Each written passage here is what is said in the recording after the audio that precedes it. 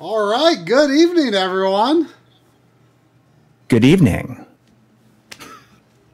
So, if we've got any DF Retro fans in the house, you might recognize this fellow here as the world heavyweight champion of Bubsy. We've got him here on the stream for everyone's enjoyment today, and we are going to see some expert level Bubsy 1 play. You flew me in just for this. Yep, exactly. I came in like a few hours ago, and I'm leaving as soon as this is over. Yeah, because you got another Bubsy appointment, you know. Down like Switzerland. Yeah, you're in high demand. Yeah, I won this title when I was at the Olympics in Lillehammer. So okay. People keep asking me how I got that title. I don't remember myself. I was quite drunk. So, yeah, I mean, I'm gonna throw on the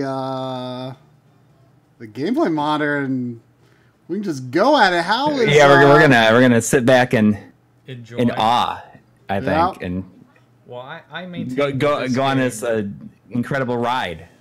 I maintain that this game is actually quite a good platformer for its era. So we'll see what other people think. I pulled Coury's audio down quite a bit. Let us know if we're fairly balanced. Yeah, I know I'm louder than Audi here. Oh, I'm a low talk. I can make some adjustments on the mixer if that helps. Jerry Seinfeld would never date me. You gotta let me know if I sound clear, I'm hearing myself come back, so obviously I can't do anything about it. Obviously, we can't wear headphones. Right. Yeah. Oh, yeah. Definitely. But hopefully I've got some if I'm distorted at all, let me know. I feel like I have it in a pretty good place, at least from here, and I think that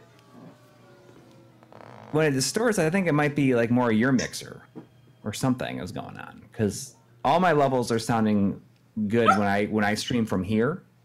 I think if there's Coury is getting echo from my speakers. I mean, there's not much we can do about that because we both need to hear Coury, so I can't wear headphones. I mean, I can lower Coury a little bit. Yeah, you can. Yeah, you can just lower me. Then I won't hear myself either. Yeah, I mean, but I can only lower you so much, or else we can't hear you. Yeah, is that lava? I don't know what the substance is, like chemically, but I always just called it like red soda for some reason. As a kid, I think a lot of fluids in video games were soda, and I don't know why. Like I said the same about like Mario when you go into the castle. Instead of thinking lava, I thought like raspberry. Well, it's bubbling. Yeah, it's like raspberry soda. Oh, that's like our friend Drumble. There's like in Metroid, the original Metroid, there's like that orange stuff. Right. And some of them like have secret rooms underneath them that you can like go down. So he and his brothers, distinguished between those by calling them good OJ and bad OJ. It was just orange juice. It wasn't lava or acid or anything. It was orange juice. It's like Tang and Minute Maid, basically. Yeah. So some of it you could go under. That was the good OJ. Sandy's being rowdy, so I'm trying to entertain her with toys. So how many worlds or levels are in this? Let's see, there is 7 worlds, I believe.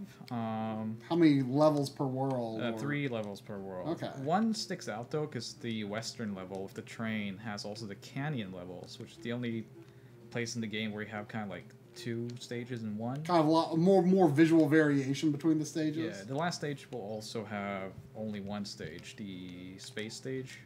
Okay. So, yeah, there's consistency. I always like it when that happens. Like they feel like you've gotten this far. Like cut you a little slack on the last level. I'm a big supporter of the final boss is its own stage. Right. I don't remember from John's video. Is there like bosses in this? There are. Okay. I can't remember if they were highlighted in John's video or not. Well, if he did his job right, they should be in there. So.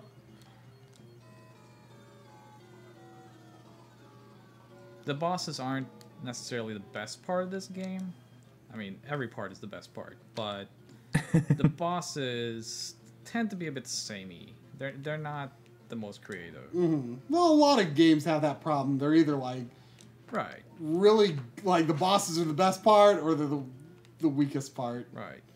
It's like this game is kind of like Mario 64. You fight Bowser all the time, you know? It's not much variation. It's just like Mario 64. Well, that also has King Babam and King Thwomp. But then after the first 2 levels, they were inconsistent about giving you bosses after that. That is true. So we could say that this game is a little bit more consistent than Mario 64, actually. I mean, the thing that impressed me most from John's video was... It's very true, the point that he made, that it's actually very impressive how the visual makeup of the Super Nintendo and Genesis versions is very similar, which was uncommon at the time. Very uncommon, I mean, they were generally developed, as completely almost unrelated projects. Different versions that don't have a lot in common visually. This is very much closer to what you would expect of a modern multi-platform game. Yeah. Audio levels low. I mean, that's mostly because I'm loud. Yeah, like, I am a low talker, as I said. Like, it's hard for me to speak up because I'm originally Norwegian. I mean, I still am. I wasn't rebuilt. But, yeah, back home, we don't talk loud. That's just not something we do. So whenever I come to the U.S., it's just repeating myself is very much part of the game. So. My wife went to Norway a few years ago. Yours a little bit more. Your dog took your seat. Yeah, she'll do that. She'll do that. So it seems like people like the new episode today. I mean, it's we weren't sure how it was going to get received, but I thought it was going to be. It's interesting. A lot of people are saying, "Oh, it's kind of a downer," and I think that was kind of the point. It is kind of the point. Like a big motivation for us was to kind of draw attention that there's not a lot going on with this, and hopefully someone will take an initiative to do something about it. Yeah, I guess. A lot of people were talking about the dust on your Vita. Yeah. Oh, I mean that was intentional. Intentional. The truth is, I've played more Vita in the past 2 years than 3DS. If anyone thinks I'm a Vita hater.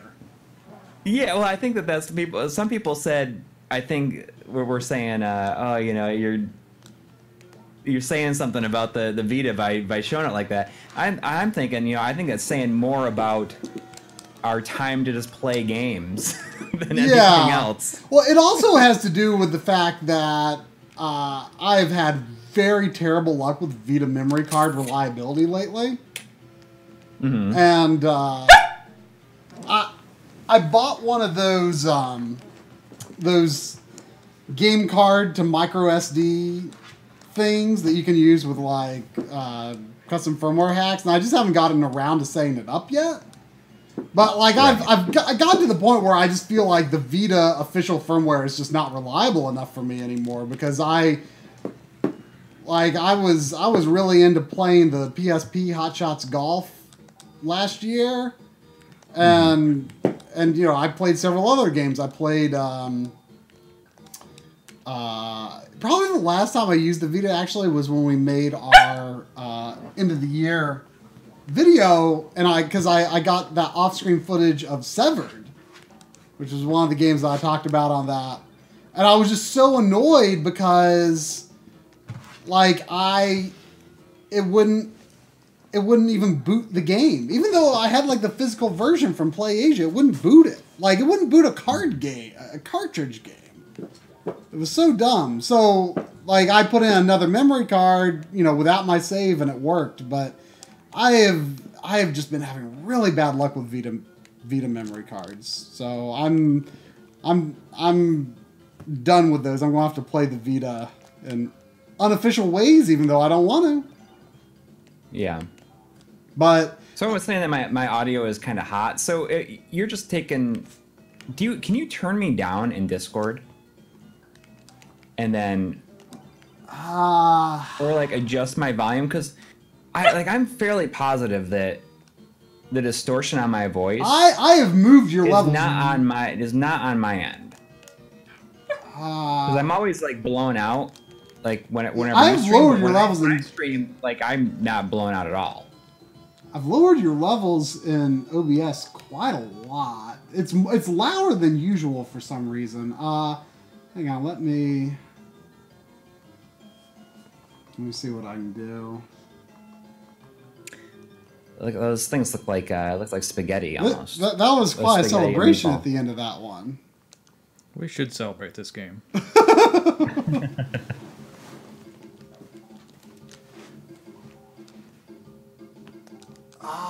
Where do you lower? Here we go. User volume. I'm just gonna lower you by like half. That's cheap. Yeah, and then you can turn me up in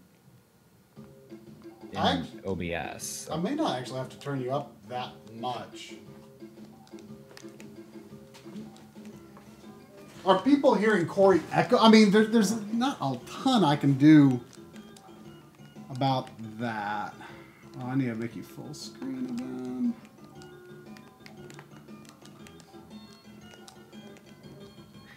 James Machuga, I did not hear anything about the tweet that predicted the title and villain of Star Wars Episode 9 back in 2012.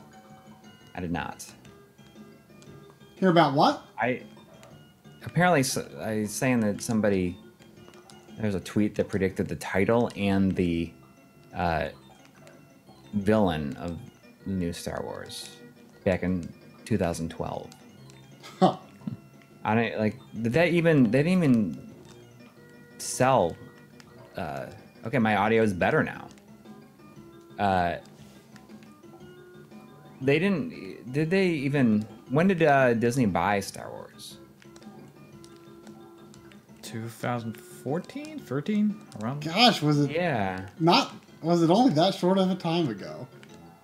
I mean, they got down to business pretty fast once they had it. Yes, for better or worse, I think. I don't know. Like I just don't even care. It's like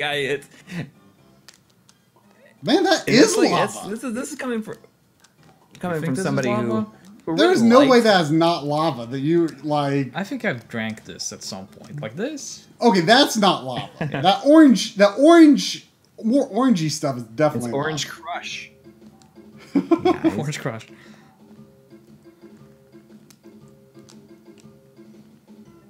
So, you know, according to the DF Retro video, Right.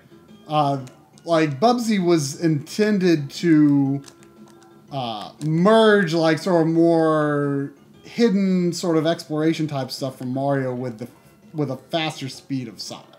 Yeah, I think like Super Mario World and games like that, the exploration part, and then the speed of Sonic.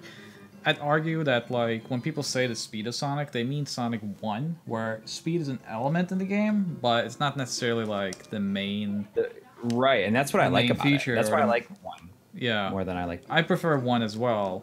More a fan of Sonic 1 than 2. Well, we were just talking earlier that neither of us are that big of Sonic fans. I'm not really. I love the music generally. Unlike John. Yeah. Coury's a fan of Sonic 1, but less so the Sonic later 1 is the only one that I truly love. You really liked Mania, though. Mania was great, I thought. And you like Sonic CD, too.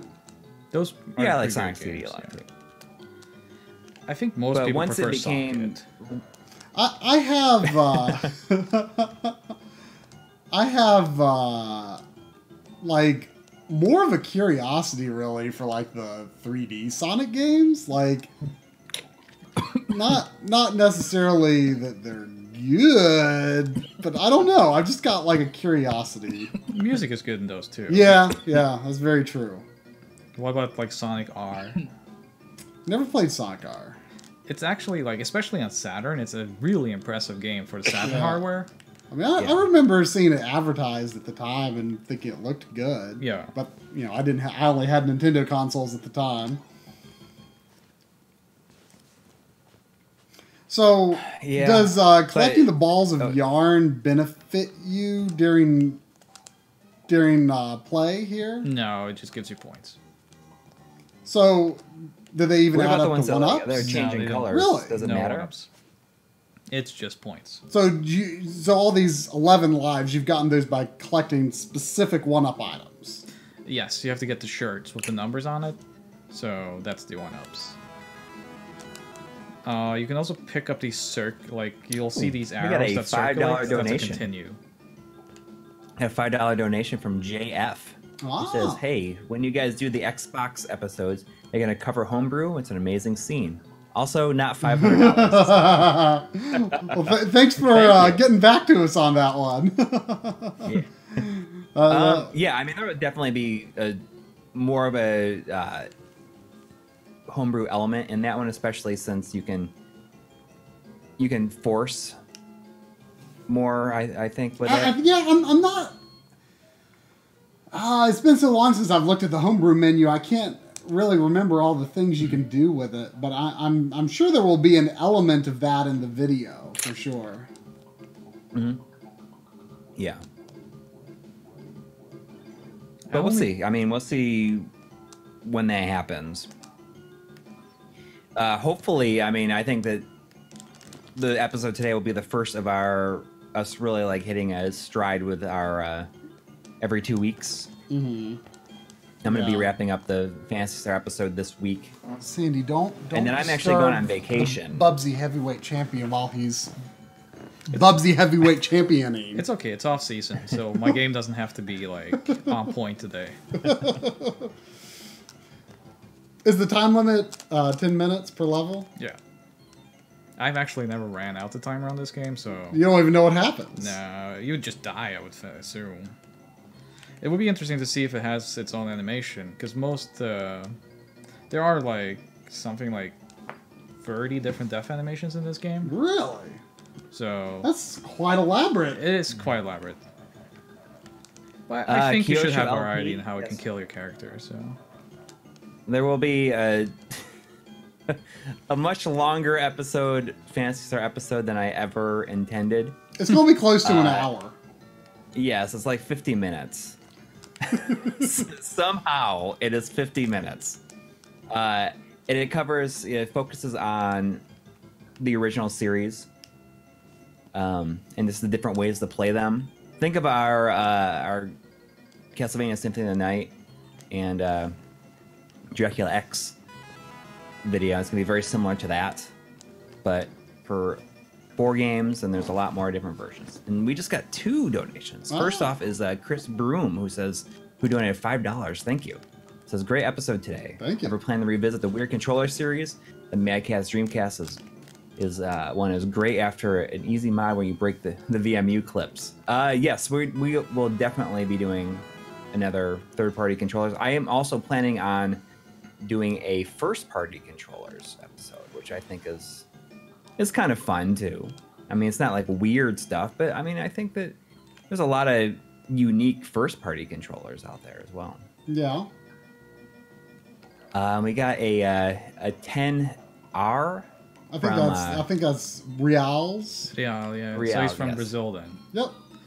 I used to live in Brazil. From so. Arthur Barros. Says, really enjoy the effort you guys put in your videos. The production of it is amazing. Keep up with the good work, guys. Cheers from Brazil. Thank you. You know, that boss was like so... It almost didn't look like a boss or feel like a boss. It seemed so inconsequential. There was no, like, sound effects going along with, like, bopping them. Are there any sound effects in general with the bopping? Mm-hmm. So, yeah, on regular enemies there are. Yeah. But on the bosses there's none. It's very strange. Yeah, it feels very weightless. Kyosha LP, Johnny does not make an appearance in it. It's just me and Tri. I think that I have no idea how it ended up being as long as it did. I kind of do a history of the series, kind of go through the original game's development, and I kind of touch on all of the spin-offs and sequels and stuff like that, remakes. I mean, I think just to be more complete, you know, I just like even talk about stuff like Phantasy Star Online 2 and Phantasy Star Universe and stuff like that. Not for very long. Like, I don't go through the different versions. Just like, it would be way too long to do that stuff. It's already long enough as it is. But then after that, like then I talk about the original versions and the different variants of those, and goes through all the emulation versions essentially. Saturn, Dreamcast. Then he kind of does all of the giant Genesis collections that these are part of in one like little segment, and then we do like the Game Boy Advance. He does the Game Boy Advance, then the M2 collection, then the Virtual Console, and then the new one. So it's really long. I think that the amount of people that are going to be into it is going to be very, very limited. I did not intend for it to be as long as it is, but I'm kind of. But you know what? People should be interested in it. So watch it if you want to more about things. The stream is saying it's offline. Oh, their stream is resumed. Man, that's like. I wonder what's going on with your internet. Like, it did not. I don't know. It's not acting like it's that inconsistent on this end, though.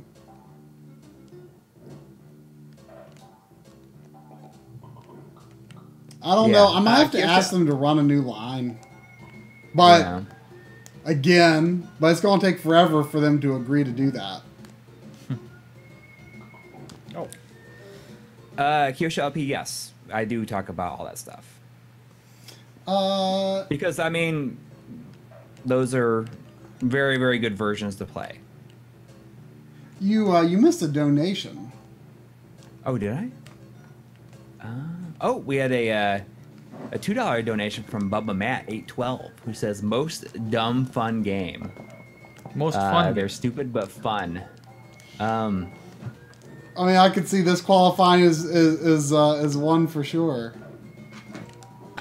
It's called Bubsy dumb.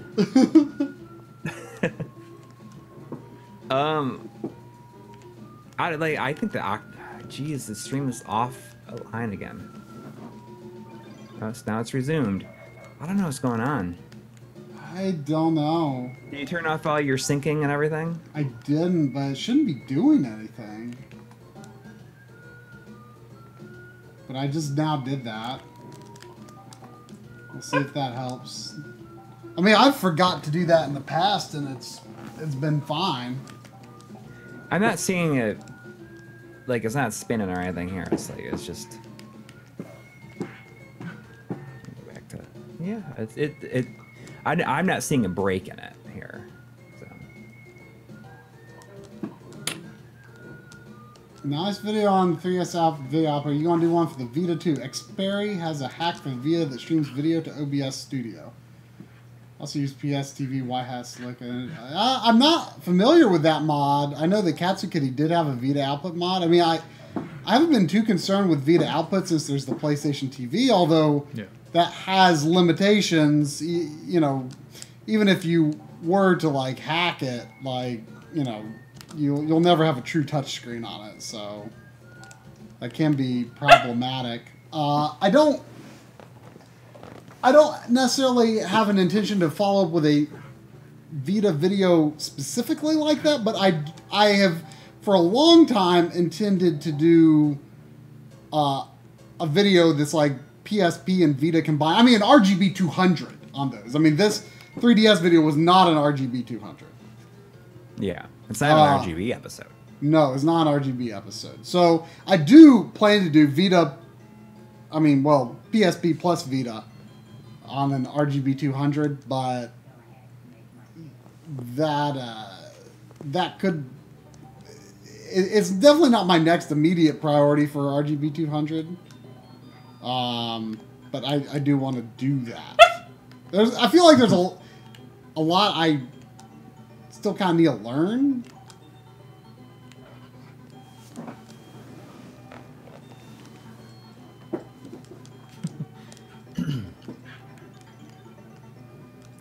A lot of people are talking about the fact that Dave is leaving GameSack in here.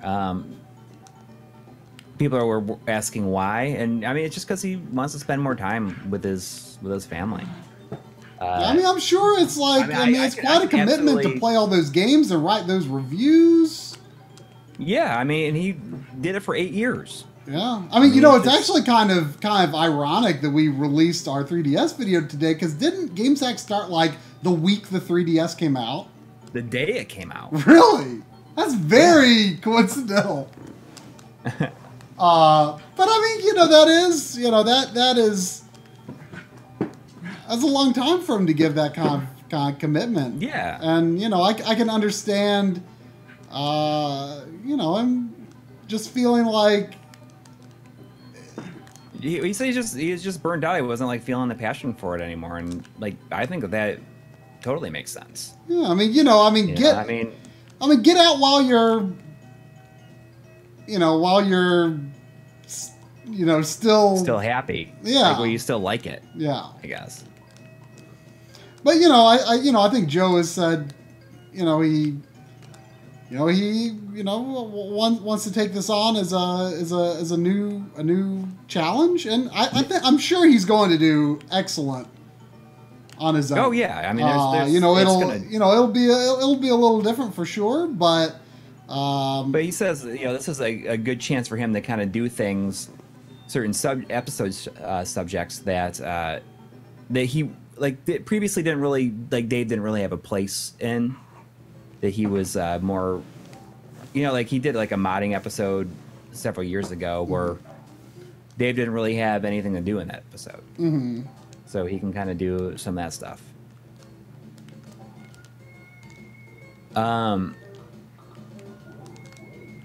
But yeah, on the flip side, I mean, we have kind of made a decision to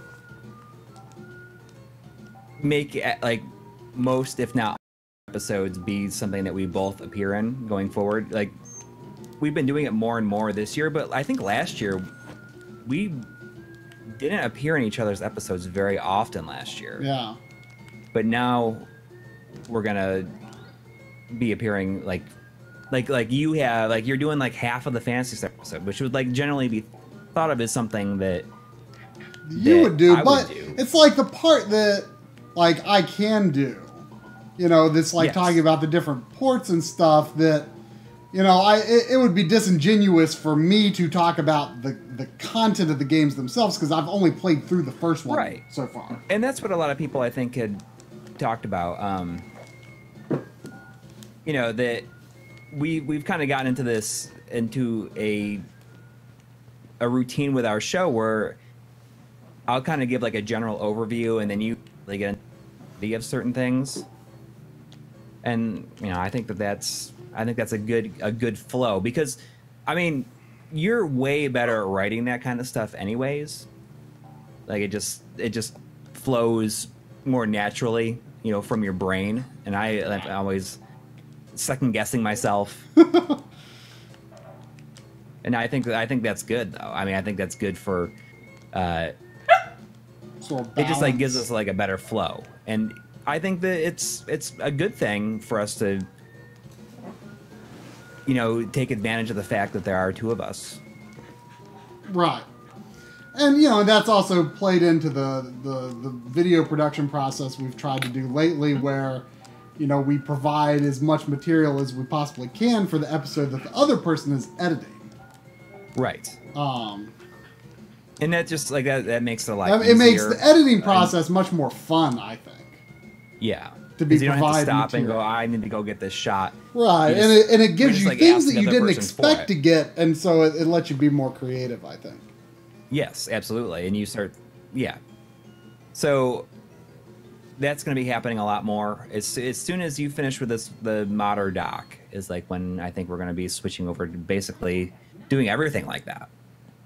You know, every episode will be us both either providing the other person all the material or material like as it goes on, or we'll be like even like what we did with the McCheskey, where we each like edit our own segments. Yeah. Although I mean, you did a portion of mine because only because logistically we had to. Yeah. So what does the black Bubsy do, or the shadow Bubsy? So shadow Bubsy just makes you invincible, basically. It's an interesting invincibility concept, but it also makes sense. I think it's pretty cool. Like, they should have made shadow Bubsy like the enemy in the second game or something.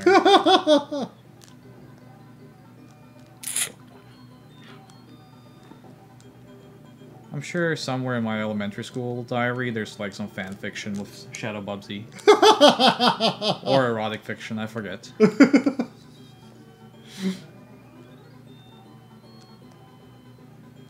I have not gotten any new soundtracks on vinyl. I was thinking about getting that Thunder Force 4 one, but I mean, I'm like way behind on a lot of that stuff. I didn't even get any of the Castlevania ones. I mean, I have Castlevania 3, but I didn't get the Rondo Blood or Symphony of the Night that Mondo did. Oh, we got a $5 from Retrode Junk. Thank you.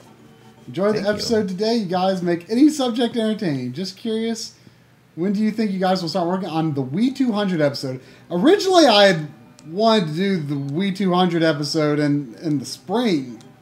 And I feel like it's going to be tough to squeeze in. Also, I feel like I'm going to be working on some of the documentary stuff that we shot last year is my main priority right now. But at some point, I may also have to squeeze in. I feel like it's pretty important to do an episode on the GBA Consolizer.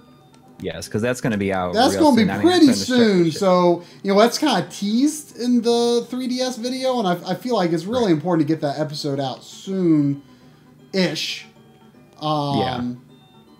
So we'll see. I'm definitely going to prioritize GBA Consolizer. I mean, we've already obviously done a Game Boy video, but so the GBA Consolizer will be at 300.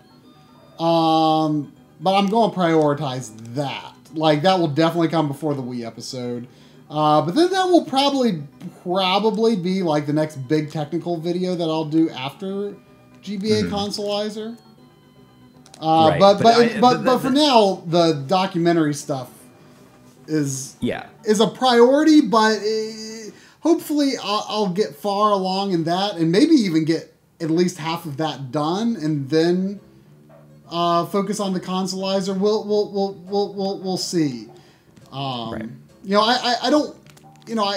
don't think the Consolizers can be like, there was a first wave, but I don't think you can actively like get one, like order one yet. So, but I'd like to have that available like around the time that like the next wave comes out, so that people who are interested can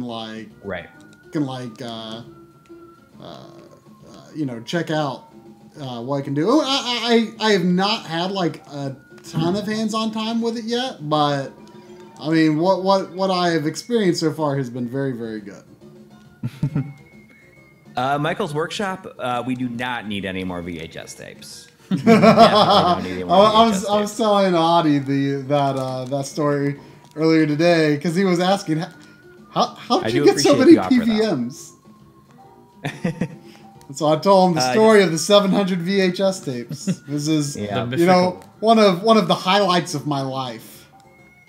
700 VHS tapes. We have almost 800 VHS tapes in my attic in the other room. So we definitely we have more than we'll ever need at this point. I do appreciate it, though. That's what you say now in 2019. And like 2039, you'll be like, man, what I would give for some VHS. We won't have any VHS players that work in 2039, though. Yeah. You think so? Well, I mean, I don't. My VHS situation is really bad right now. I know Coury has a gigantic VHS deck that he's going to give me Are you gonna bring that when you come in May? Maybe. Yes. Yeah, I'm excited about that because last time I had to do some VHS stuff. It was difficult. Oh, Sandy sees those rolling boulders.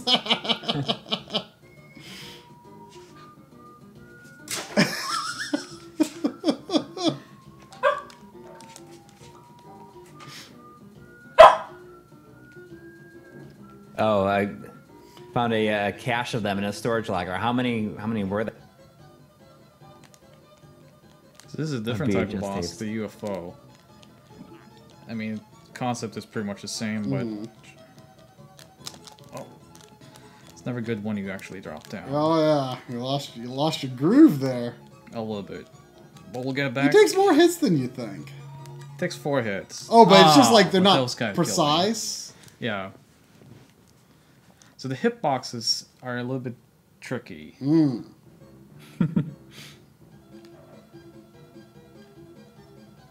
Oh, hundreds of them, yes. That'd be cool, but my wife would lose her mind if hundreds of more VHS tapes showed up. The Double Dragon fan game that remakes Return of Double Dragon fixed most of the issues. I'm surprised that Return of Double Dragon video still gets comments every once in a while. That's like such an early video for us, and I do feel that I do appreciate the game more than. Is there a is it like a hack of it? If it's a hack and it's something I can play like on a on like an SD to SNES, I would definitely do that. I'm working on something that it would fit in as well. Working on an episode that it would work in there. So why can Bubsy glide? I think it's because of his shirt. Ah. Just one of those glide shirts. Well, that makes sense. Yeah. Yeah. Don't think too much about it. So, I mean, he would lose all his powers, I guess. It's one of those questions, like in video games, like why does Mario wear pants? It's like, do you need the answer? I mean, you know, the opening to Bubsy 3D is like, it's very like extensive exposition. Yeah, that's true. I mean, you know, that I honestly felt really bad for the Woolies. So, I see. I mean, you know, what did they deserve, you know, to have Bubsy attack their homeland? Well, they tried to attack his homeworld twice, technically. Well, second game isn't really Woolies, so I guess once. But it should be said that the second game of the series is terrible. I'm pretty sure that's probably the only one I've... Well, no, I think they had one set up in Funko Land. Either a Super Nintendo or I'm not Genesis. sure how many moderators are in the chat right now, but I want to I have a message for the moderators that I want you to put anybody into a timeout or mute all their messages with extreme prejudice if they are putting anything about Game of Thrones in there. I will not tolerate it. And if it's going to get ruined for me, I'm going to make sure that it doesn't get ruined for anybody else in this chat. I feel like I haven't heard a lot of Game of Thrones talk lately. Is well, like... somebody just said that somebody died. I don't know if it's because the season premiere, it's the final season in the okay. show. Like the first episode is premiering tonight. Oh, okay, I gotcha. And it's the final season, and not only that, but it's been like 2 years or something like that. A year and a half since the last. Yeah, this last season is like 6 episodes, but every episode is like a movie. Oh wow.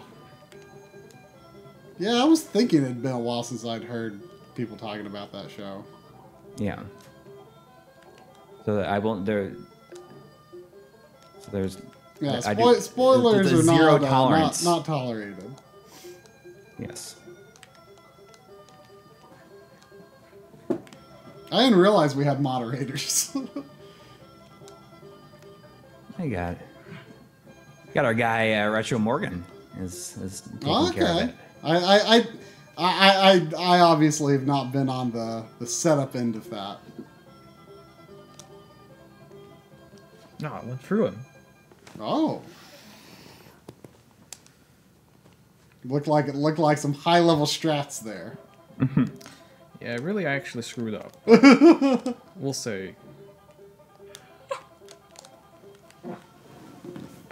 He like sinks to the bottom and goes, bah.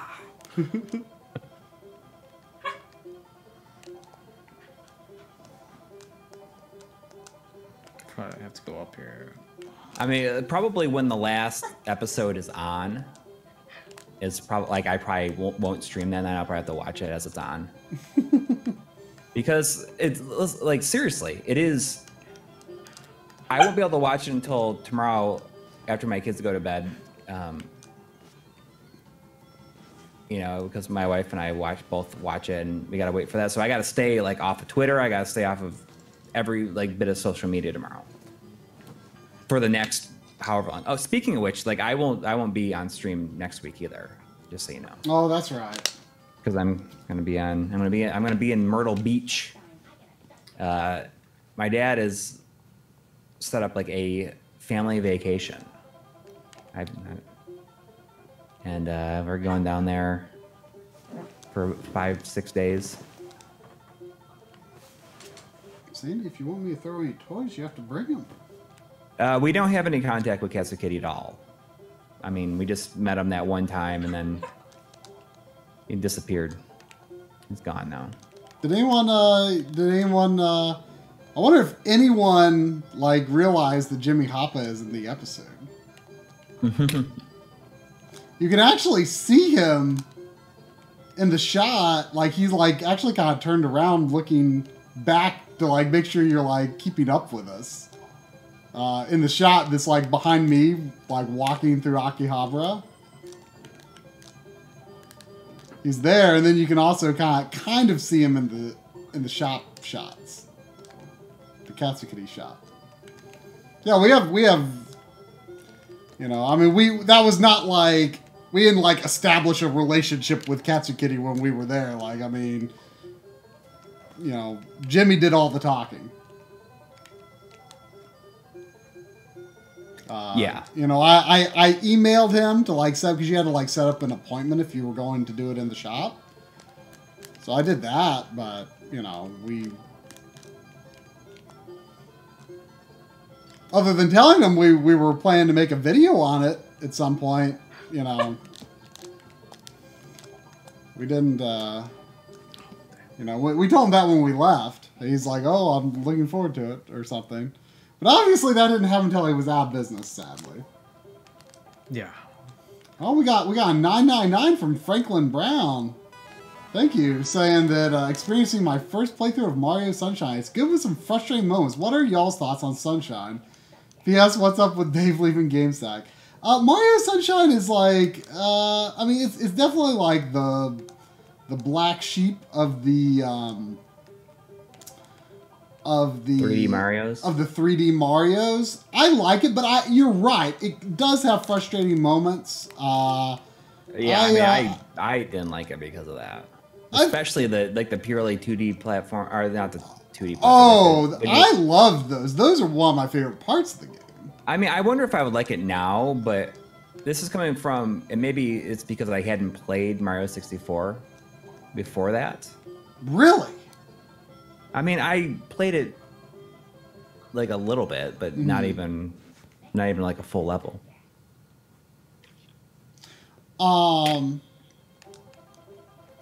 Yeah, it's a good. The worst thing about the game is the blue coins, because there's no clear way to track. There's no clear way to track like how many are left in this area or that area, if I recall. And there's like a lot of hidden shines that aren't trackable. God damn it.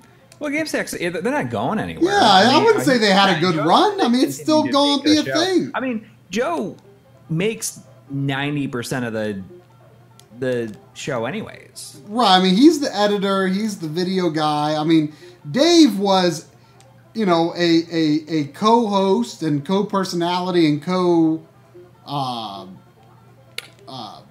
reviewer, and you know, he captured his footage at home. But I mean, Joe is the editor. Yeah. I mean, you know, he's doing. I think less is going to change about the show than you think. I mean, you know, for example, that you know, the Mega SG video was all Joe. That, you know, that was a very game sacky episode, I thought. You know, how to clean your stupid games. That, you know, I mean, stuff like that. You know, that it's not going to go away because of no Dave, and you know, and not to say that is you know, like, I mean, Dave added a lot to the show, obviously, but I think Joe is going to find new ways to make it engaging for people. Yeah, I mean, he's gonna get to do some cool stuff. I mean, he's probably couldn't, and I think that it's gonna be interesting, you know, and you know, like there's a lot of challenges that, I mean, even though he pretty much does everything anyways, on the show, it's a different thing when you have to capture all the video, and you know, I think that's something that we've been lucky enough to, when we need footage of something, it's like, oh, can you get something like this for me?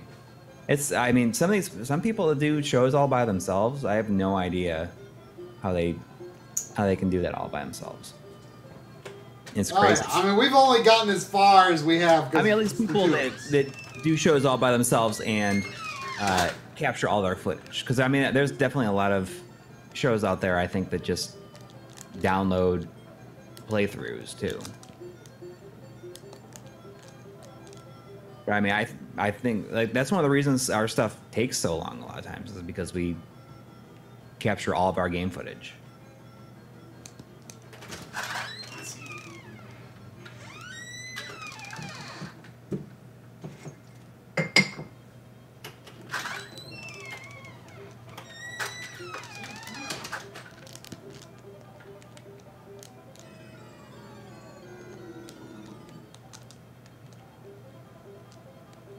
Once we announce that we're done with the show, I don't see that happening anytime soon.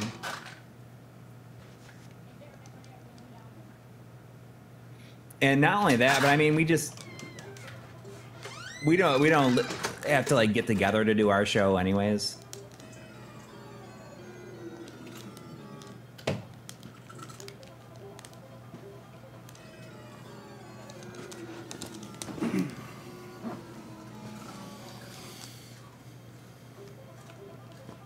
Anyone know anything about Croc 2? Saw a little game store for $8. I really liked what I played of Croc on the PSIO. I've kind of got an eye out for it now. I saw the Saturn version today, but I'm pretty sure the PS1 version is better, so I'm going to hold out to look for that one. Just based on very light play, I thought Croc 1 seemed more interesting. Yeah. But it seemed like, I mean, I like platformers, you know?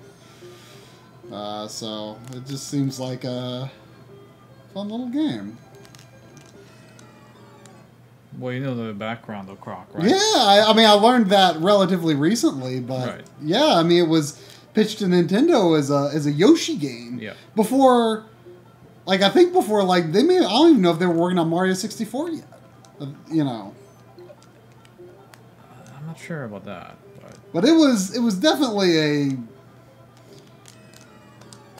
an early game from figuring out how 3D platformers would work, and I thought it felt like it was more fun than I thought it would be. Sandy. The levels, they start to they look pretty samey. Yeah, they definitely do. Does this game have unlimited continues? No, so you have to pick up your continues. There are 1 continue to find per world. Oh, okay. So it can be a bit challenging. Have you been picking those up? Yes. I only have 3, I believe. So... How far into the game are we? I'd say we're about halfway. Oh, wow. So this is pretty long. Yeah, it's longer than you would think. Yeah. I mean, most people don't see past the roller coaster stage, usually, so... Retro Gaming Systems Collectioner is asking when we're going to do an episode on the Thunder Force series. And the first one, and the first 2, 3, 4, 5, the Legacy and Langley of the collection. I'm not familiar with. You mean the gold pack 1 and 2. I saw Lightning Force today. It was pretty expensive. It's up there now. That's 3, right? That's 4. 4, okay. That's the one that looks so good. Yeah. It's a really, really good looking game. Got that cloud stage over the ocean. You mean lightning force? Lightning Force. Yeah. This is my childhood SNES, by the way. This is the soft SNES we're playing on. Yeah, I keep my childhood SNES. I had it hooked up for some reason. Now. I don't remember what that was. If I need something that's like a bit clearer, then I'll use the Super NT for that. Let me go to the bathroom.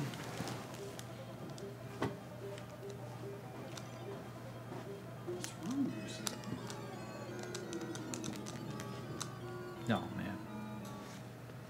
So if you fall too far down, you actually die from that too. So you have to use your glide efficiently.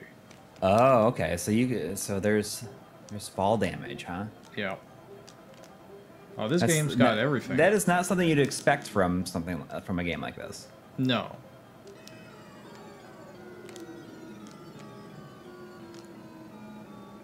I seen the Thunder Force 4 originally from Die Hard Gamers Club and did a cassette of it. I don't know where my video cassette is. This footage was taken from a CES. Oh, that's kind of cool. Yeah, if you ever find that, I'd love to digitize it.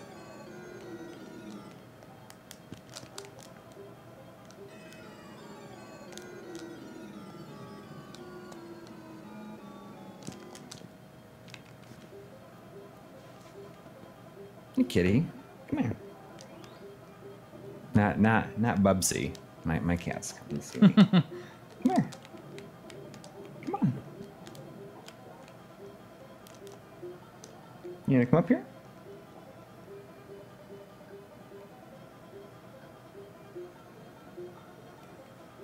She's been asleep in the other room all day.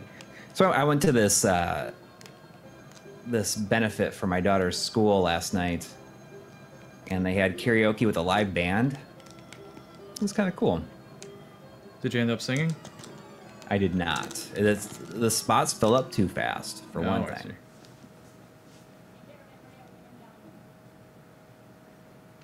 But yeah, it was cool though. I mean, I gotta tell you, like I cannot drink like at all. Like if I drink, like it's like I'm gonna feel like horrible the next day, no matter what. Well, I'm Norwegian. It's not intentional. All we do, so.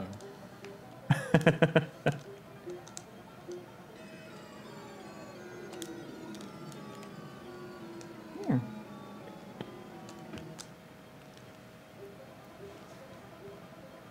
Come on.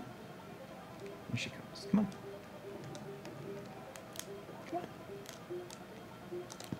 Hey.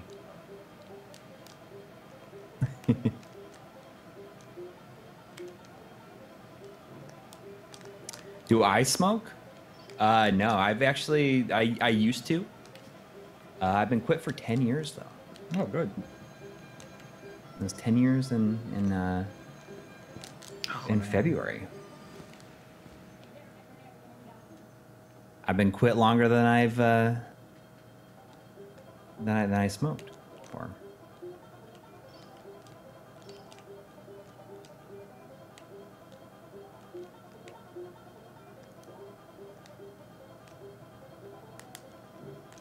Oh, she's like headbutting and rubbing her head on the microphone.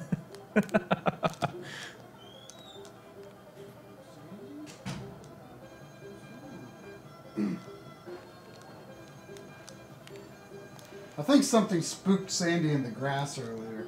Oh, really? So I think she might need to go to the bathroom again, actually. I don't think... did you not finish, Sandy?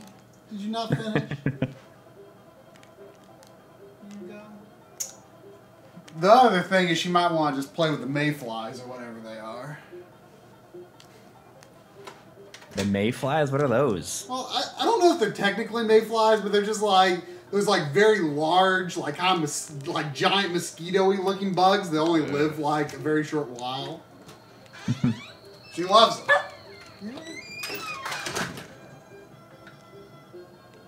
Enigma Records, it took many attempts before it eventually stuck, but I was able to do it. I quit cold turkey. It was pretty challenging, for sure. I mean, I still occasionally like to walk behind people when they're smoking, and I'm like, oh, this is how it felt like. Yeah, or just you know, there's the smell of it, which I mean, I think a lot of people are like, oh, are you serious? Ugh. But you know, that's part of, I guess, being an addict like that. Yeah, I never smoked cigarettes, so, but my family did, so I do know it's a struggle to quit. So, well, I mean, smoking, especially in Norway, it was pretty. I mean, it was a lot of people smoke in Norway. I mean, now it's very strict. You can't smoke anywhere in public. Like, oh no. Oh, did you get a game over? No, I didn't get a game over. I just came to the most annoying boss in the game, basically. But we did well. Darius Truxton, you're saying Player's Choice in Myrtle Beach. Is that a game store? Because I don't know if you heard. I'm going to Myrtle Beach for a family vacation, and I would love to find a game store in Myrtle Beach to stop by. Oh, she's back again. Retro Arcade in Myrtle Beach Mall. Okay. Is there any good game stores you can recommend there? I haven't been to Myrtle Beach since, in college probably. Oh no. Since I want to say probably like 1998 is probably when I went. So one thing about this game that is good is that every enemy you kill actually stays gone if you lose your life. Oh, that's cool. Really? Yeah. That's actually very impressive. That's I mean, it doesn't happen if you lose a life, but that's something that's always impressed me with Ninja Gaiden 3. Right. Like every enemy stays dead in a room. Like even as you go back and forth, which is like stark contrast to that, because that game is the series up to that point is notorious for, you know, edge spawning enemies and stuff like that. Right. Oh, we got a $1 from Rad B Show with no comment, but thank you. Yeah, thank you. Okay, well, I'm gonna check out. So it's called Player's Choice. I'm gonna make a note of that.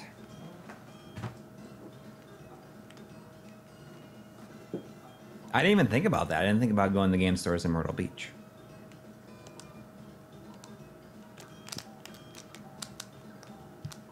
See that stuff that's Thank like you, red and yellow mixed together. That's definitely lava. You think so? Yes. I think it is. I think it's blood With yellow from in his it? enemies. Yeah, it's those are all the blood of his victims.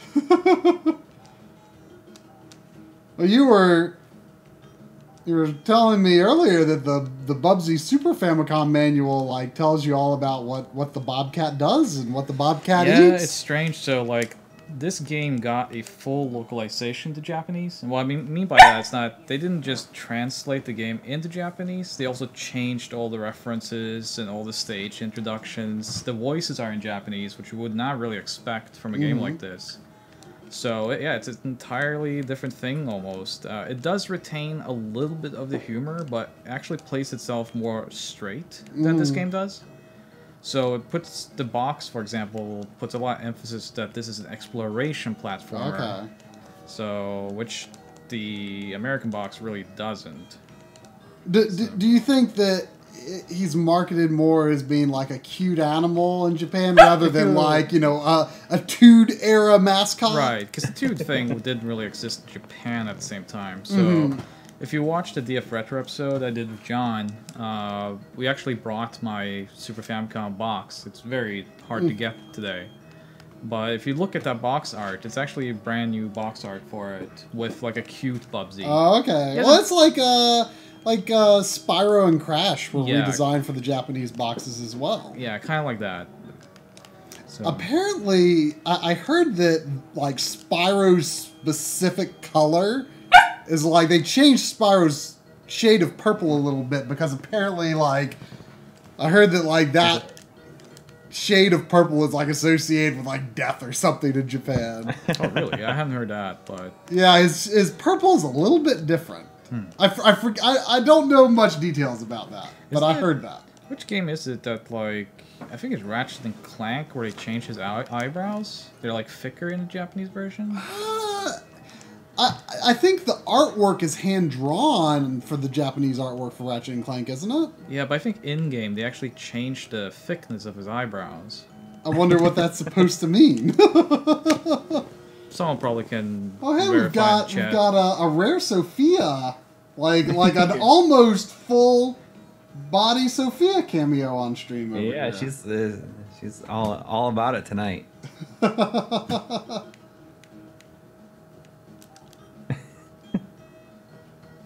It's a very rare occurrence. This is definitely her longest amount of time on camera ever.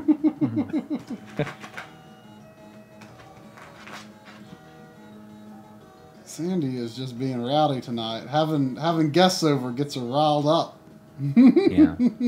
So when I'm there, we'll get to do a stream too. Oh yeah, for sure. I mean, maybe we'll do some extra streams just for fun. Yeah.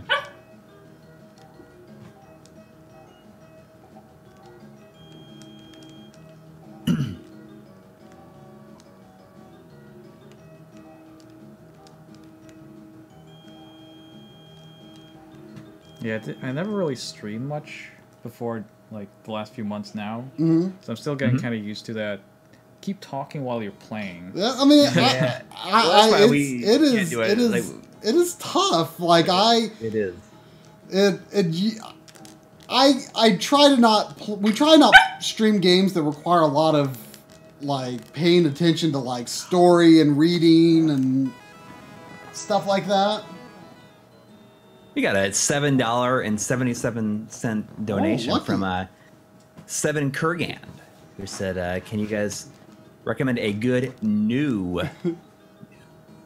third-party S-video cable for the N64?" I have not bought S-video cables for N64 in a long time. I don't know if anyone is making new ones currently. Yeah, I have no idea. Well, thank you. I feel like I heard, you know, someone that makes cables maybe was thinking about it, but I could be wrong. I don't remember if I'm not sure if I'm remembering that right or not, so I wouldn't want to say. We got a $5 donation from JF. Thank you. He says, "You two have the personality of elementary teacher. Please never swear." We take a lot of pride in the. We were just talking about this like earlier today too. It's very important to us, especially for me. You know, I say that I want to make a show that is not going to embarrass my kids one day. Although, like, that's probably impossible at this point. Like, they'll be embarrassed no matter what you do. Yeah. They'll probably be embarrassed that you don't swear. Probably.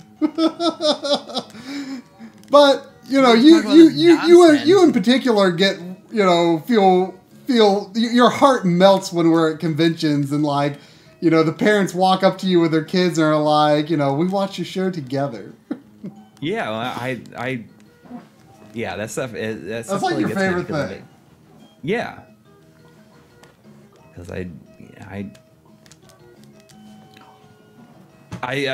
just want to make something that parents can watch with their kids. I mean, even though I think that a lot of the things that we talk about isn't the most exciting for kids, but you never know. You're saying kids aren't interested in video cables? I beg to differ. Yeah, they probably watch it because they like the noise it makes when we plug the cables in. Well, honestly, to be, some of the younger people who leave comments and ask questions, some of them actually do have CRTs, because they are interested in retro gaming, right. or they're interested in getting a better way to hook up an N64 or something to an HD TV.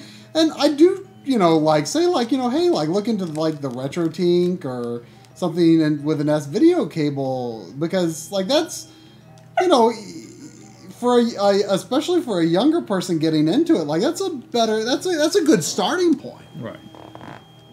Yeah, for sure. But I saw someone asking, does SVO still deal with the Chrono Cross issue? Yeah, the issue is with how digital TVs work. They just have to, they have to think about it when the content changes. Now, HDMI 2.1 has specs for a feature called I forget exactly what it's called, but in theory, it's supposed to allow for instant content changing. So it's possible in the future that there might be maybe there will be a new OSSC that supports HDMI 2.1, for example, and that would probably fix that issue. But I mean, hey, that's just speculation at this point. That could be a very long way off, or it could never happen.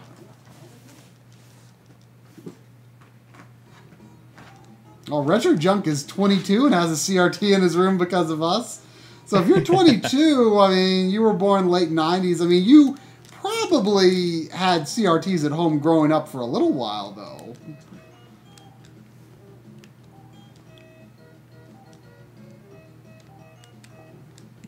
When did HD TVs kind of become the norm? 2006? I mean, I don't think so, really. I mean, I think that's when adoption started happening more heavily. Right.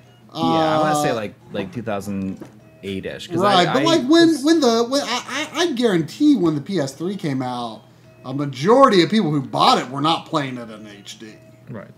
I mean, it shipped. Hey, after all, it shipped with composite. And definitely not the right. And the Wii, I mean, Nintendo made their bet on the fact that, hey, HD TV adoption is not where it needs to be to justify making an HD console. And, whether you agree with that decision or not, I do think, at least for several years into the generation, they had a fair point. I mean, I would say that it was really between probably 2006 and 2009 that it really took off. Is what it feels like. But it's so crazy to think of how long, CRTs were the norm, and how, people think of a TV as something they have for years and years and years and years, and how quickly that change happened to where CRTs become this obscure thing. It's amazing how quick that happened.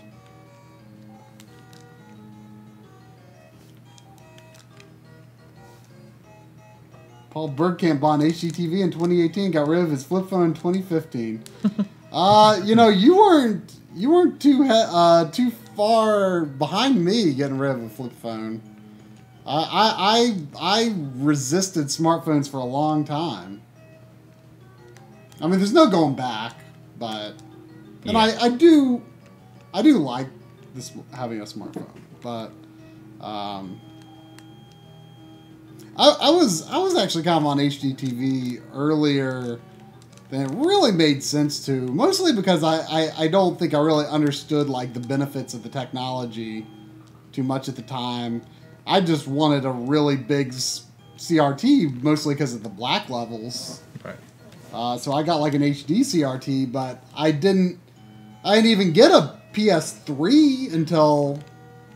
I mean, I thought about getting a 360 for a long time, but I didn't get one until just a few years ago. You know, during the generation, when I realized like the Wii was not going to be enough, I ended up getting a PS3 in 2008. So that was the first I was able to use HD. And then when I got an LCD in 2010... Like, I mean, it was only a 32-inch, but for PS3 games, it was a big upgrade because of, you know, just that fixed pixel display. Like, even for 720p PS3 games, it displayed a lot more detail. At the time, I thought retro games looked fine on it. That TV ghosts a lot, though. It's at my parents' house, so I sometimes bring systems there to play on it. It's pretty. That one's pretty ghosty these days. The levels in this game are huge. They really are. So you can kind of understand why in the Japanese version they banked on like this exploration thing. Yeah. Yeah. You don't. I think you can appreciate the game if you don't take it too fast. Yeah. Yeah. Of course, you're taking it somewhat fast. Somewhat. But, you know, I like to play dangerous. I think it's hard to get out of that mindset of, especially with games nowadays, that you're used to progressing so quickly. Right. Like going back, that you forget that it's better to kind of take your time. Mm-hmm.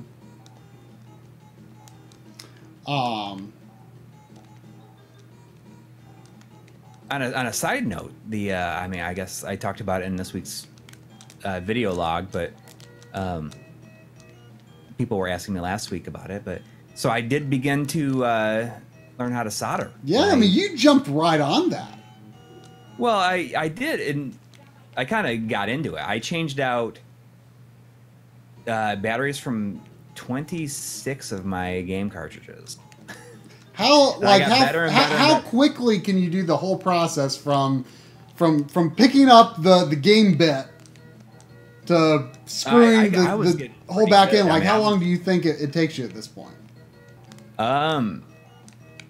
Like 3 or 4 minutes probably. You were saying that you feel like it's relaxing. It is. It's like this. I'm sure there's like really high stress mods, and this is not something that's very stressful. Mm-hmm. I didn't feel like, I thought it was just kind of fun once I got into it. Like, so you want to do a video that's all about preserving saves. Yes. And moving saves from platform to platform, such as Virtual Console to cartridge to EverDrive, yes. EverDrive to cartridge, you know, stuff like that.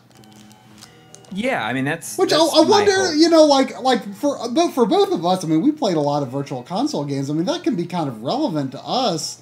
I don't know how much demand there is for that, but if people still have their Virtual Console saves, like, you know, that they might want to put that on a real cartridge. I do. Yeah, well, I mean, tomorrow's going to be the big test. I bought a Retrode 2, and I have that on the way, and if I can use that, I have SRAM saves from Super Nintendo games that I bought on Virtual Console that I was able to extract from the saves, and if I can get those SRAM files to go right on the cartridge, like that's going to be awesome, because the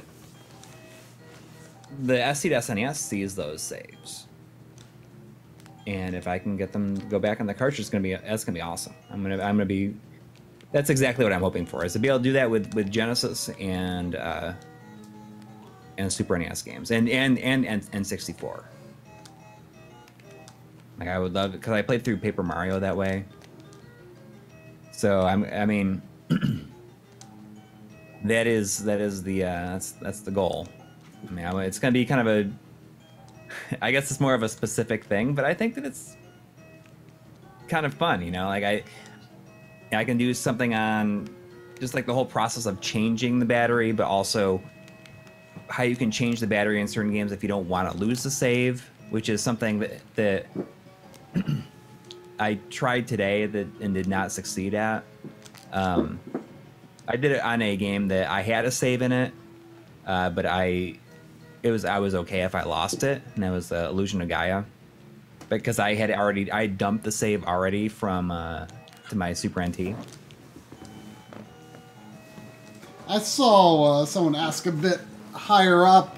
You know, speaking of video logs, when we gonna see my setup? There's a few systems that I'm kind of planning to move where they are soon, and I need to run a few wires to change a few things I want to change. But I can probably do that soon. I just need to just spend a day making those setup tweaks happen. But yeah, I'm. Oh, you want to do? Somebody wants you to do like kind of an updated room tour for me, which has changed a ton since that initial tour video. Yeah. I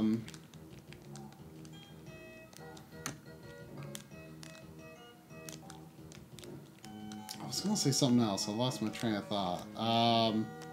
Well, retro gaming systems collectioner. I wouldn't send me your Neo Geo AES home system to fix. I would be terrified to do that. Like, I would rather start with this, and the next thing I'm kind of thinking about doing is taking. So my childhood Master System has the dark video output.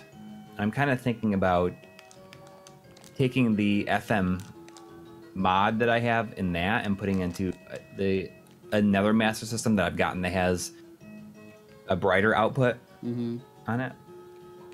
So I was thinking about moving that over to like out of my childhood system and into that.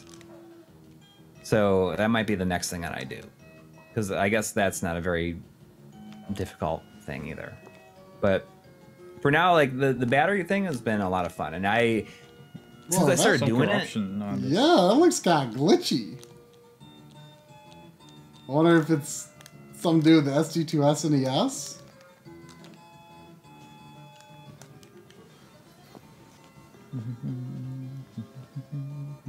But I mean, I don't know. There's just something about it that I thought I feel is a lot of fun. And if I can get these saves, is this the last world? This looks like the last world. This is the last world. Maybe I could do like a daytime if I receive the Retrode in time. If it's like earlier in the day, maybe I'll do a little stream, see if it works. So before the stream, we were doing the local game store rounds, and one of my local stores, Video Game World, they I guess they said this happened back in February, which I felt like I had been there more recently than that, but they said, oh, I think this might happen like a day or two after you were here last. Like there's a literal witchcraft store next door. And there was like a fire there. Oh jeez. Like they lost their, like they probably won't be able to use the like office that's kind of connected to the store anymore, they said. Like it smelled kind of funny in there still too. I was just like, that's creepy that there was a fire at a witchcraft store. Of all things.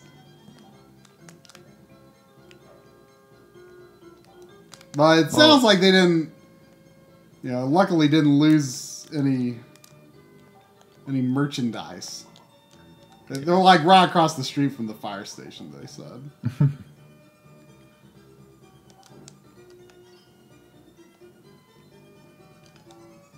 This does not look like Woolly's Strike Back. This is close. Claws encounters of the furry kind. Yes, there we go.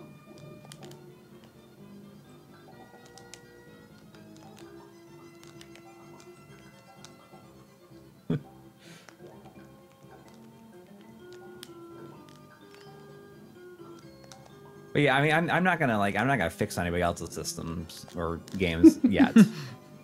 I mean, I barely have enough time to do this, but I think it's a lot of fun. I mean,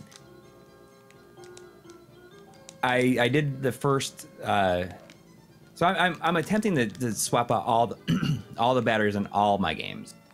So everything that I've done so far was all stuff that either had dead batteries already or stuff that I didn't care about at all, or were just like empty in the first place. What's kind of interesting though is a lot of early Super NES games have capacitors in there, so you don't lose the saves right away. And some NES games, like Zelda 1 has it, and so does Zelda 3. So does Mario World, has a capacitor in there that if you change the battery fast enough, you won't lose your saves.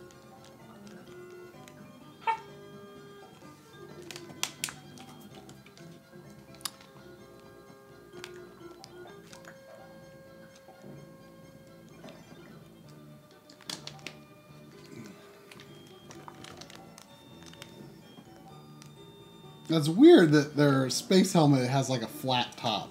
I wonder if, or if that was done because of like sprite size limitation. Could be. That seems weird rather than just redesign the enemy.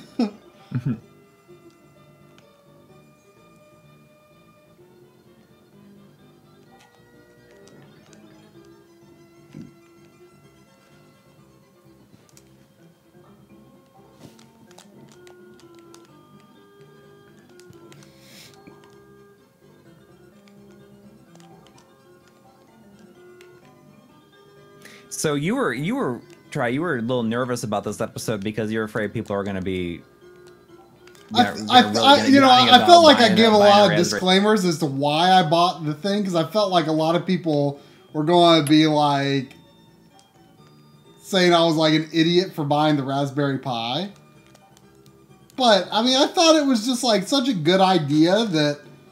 It's weird that you can download the software on the Murky website. I didn't even know about Murky at the time. Something that I've also come across a lot. The video, by the way. Huh? He showed up in the comments. I pinned his comment. Oh, really? Okay. I haven't seen the comments since like 11 a.m. That's interesting that they commented.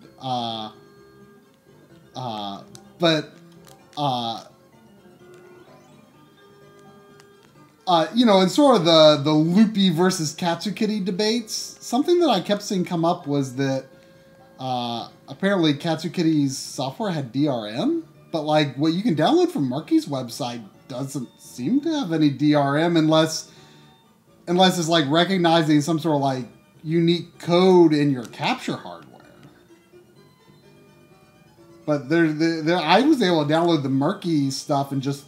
I've not tried doing it on the Raspberry Pi because I'm like, I don't know anything about Raspberry Pis, and I'm terrified of like doing something that I'm not going to be able to just get it working again. But I downloaded the Murky software for the Raspberry Pi just to be safe. I mean, it's the same software. I think he told me. Records. I'm going to write that down. I just want to acknowledge that he says something about backup shell. I'll look that up. I'm making lots of notes. But like that's where I got the Katsukitty viewer software was from the Murky website, because I never bothered to download it when I got the. Oh, is this the final boss? This is the final boss. Oh my gosh. It's stupidly difficult if you don't get the right pattern like there. Uh-oh. We'll get it though. Yeah.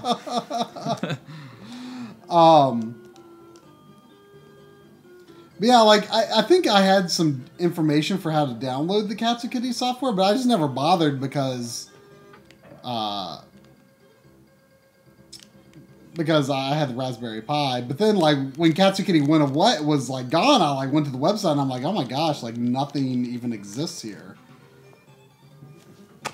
There we go.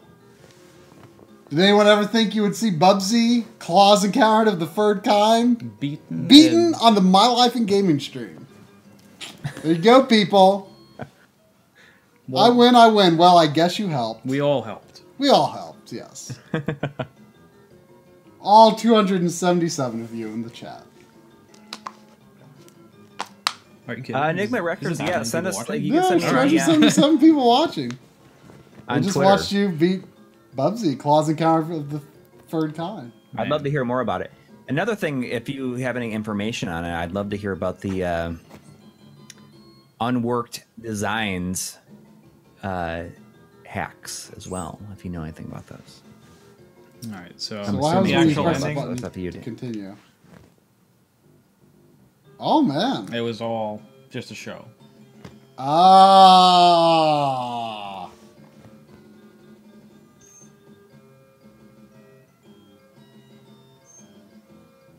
BB. I'll be right back. I gotta use the bathroom. I'll be right back. Bobcat. Michael Berlin.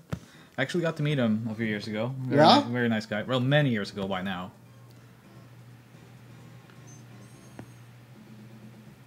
So Cynthia Kirkpatrick, as you can see, they're produced by. She actually took over the series with Bubsy 2 and Bubsy Fairy Tales on Atari Jaguar. So Michael Berlin didn't really have much to do with the series until Bubsy 3D again. So, and you watched the video obviously, but as me and John talked about on DF Retro, Michael Berlin was kind of like one of the first storytellers in video games. He did all these text adventure games. Yeah. So he was part of the people that started Infocom back then. So if you're old enough to remember that, then you're pretty old. But yeah, it's kind of interesting to see where he went from there, because he was very much an text adventure guy, didn't really have much interest in intricate design, video game design. But then he played Super Mario, which is, this is the future, let's do this. And Bubsy came out of that. There you go. I mean, he had nothing better to do. That's true. By 1993, you could say that the text adventure was pretty much dead in the US, at least. In Japan, it was doing well with visual novels, but for us, yeah. I do remember playing a lot of text adventures on Commodore 64, so it was a genre back then that I kind of enjoyed, but Super Nintendo probably not the best console for text adventures. All right, we're gonna do a quick run of Cybernator. We should. Let's do it. Let's use the real cart for that. Assault Suit Vulcan. Assault Suit Vulcan, my favorite game on the Super Nintendo. It's a great game. It is a great game. How did you feel about the remake of Lanos? Yeah, I was telling Try about that earlier. I have some connection to the whole creation of that game. I won't go into that on this stream, but I was very happy with Lanos and how it turned out. So yeah, me too. Yeah. I mean, it took. I mean, I always called it Target Earth. Target Earth, yep. But it was so extraordinarily hard, and my friends and I accidentally sat on the second player controller one time, and oh, am I echoing? Am I too close? Maybe.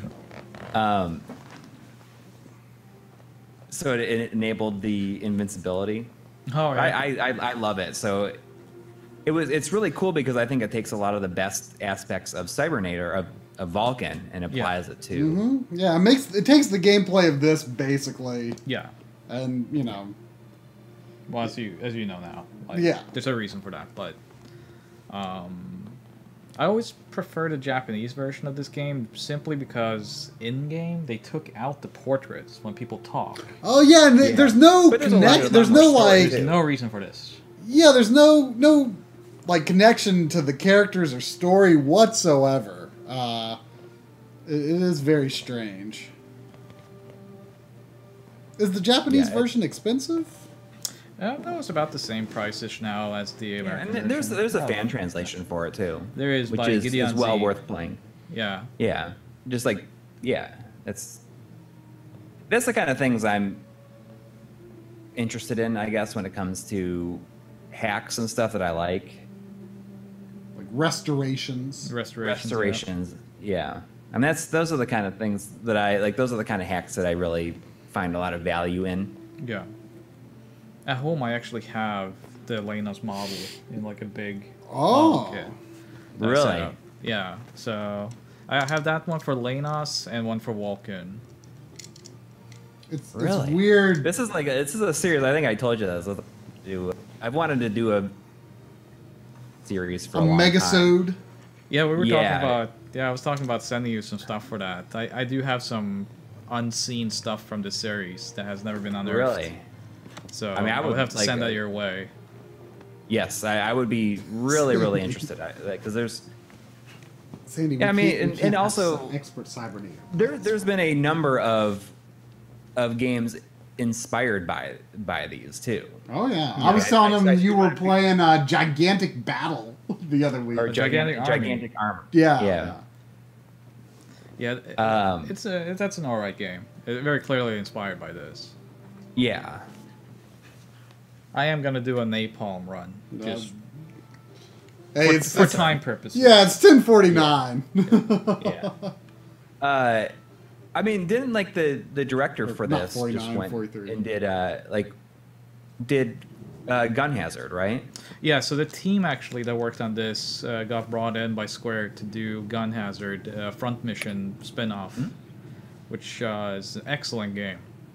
Yeah. So that's an action game spin-off? Yeah, so it's placed exactly like this. I don't know much about Front Mission at all, actually. That's one Square Enix series or Squaresoft series that I've never really looked into that much. I mean, I would probably like them, but I've just not looked into them much.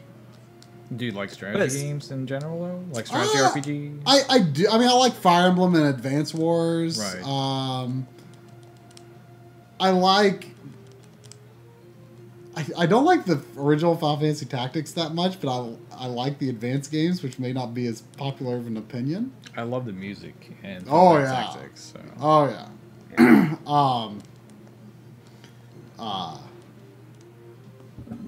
But yeah, I don't consider myself like heavily into strategy games, right. But you know, I like them. I really love a series called Langrisser. I'm familiar with it. Yeah, I think it was War Song in the US on the Genesis, was it? It was localized. I'm not sure. Was it localized? Most of the games in that series are not localized. They're not localized, but the first one I do believe came out as War Song on the Genesis. Yep. That's the title? Yeah. So. Oh, we got another $5 from JF saying public service announcement. Princess Crown and Sakura Tyson Saturn versions fan translations are due out this year according to the creators. I assume you mean the fan translation creators, not the game creators. That's cool. I really want to play Princess Crown. Yeah, that's kind of expensive though, isn't it? Yeah, that's a really good game. Yeah. That's Vanillaware's first game, right? Yeah. Well, what would become of Vanillaware? Right. Yeah. I mean that was not officially Vanillaware then. Like, is it? Oh yeah. It's kind of a. I've always been under the impression it's a separate entity. Yeah, I guess so, technically. Yeah, but it was it George Kitani? Mm-hmm. Kamitani or something like that. Yeah. But since you're playing this, speaking of Messiah, like there's that reprint of Glaylancer. Mm-hmm. That came out. That's coming out in June. Yeah, I ordered it. Oh, you did order it? Yeah, I was looking at it this morning. I was thinking about it. I saw that message that you sent us with I saw it, but I didn't like look closely at like because like Discord has like the picture embed on the links. Right. Like I didn't look at that closely at the time, and then like I was on Amazon Japan yesterday. I saw it like recommending to me this game with the anime girl art. And then I like looked at our message. I didn't even pay attention to what game is this. I just saw it. And I'm like, oh, that was the game that Amazon Japan was telling me to buy yesterday. So that artwork is actually the original artist. Oh, it's new art from the original artist. Yeah. Okay. Yeah, I mean, this is like, it has full, they're working with them on it. I mean, as far as I know, like, I think that it's going to be basically just as good as the original. Yeah. I mean, are they really editing the game any other than just adding Columbus Circle to the title screen? Probably. Probably a new copyright on the title screen, but the game itself, they said, is the same. So. Yeah, it's definitely probably my favorite shmup I've ever played. Yeah. So I would like to own it in some form, physically. Yeah. In general, I just kind of want to start buying more Mega Drive games. Just because I like the cover art so much more. Yeah. I like the blue that they kind of. I think they're later Mega Drive games, maybe the ones that have the blue. Yeah. Oh, that's nice. Yeah, we were talking about Turtles games earlier because I'm a huge Ninja Turtles fan, and I actually have the Japanese Mega Drive versions of the Ninja Turtles games on Genesis on Mega Drive. And I mean, I bought those games. Real expensive? Yeah, I bought those games back in the day when they were like, I think I paid $20 each for them. For the Japanese version. For the Japanese version. I mean, we're talking now 15 years ago.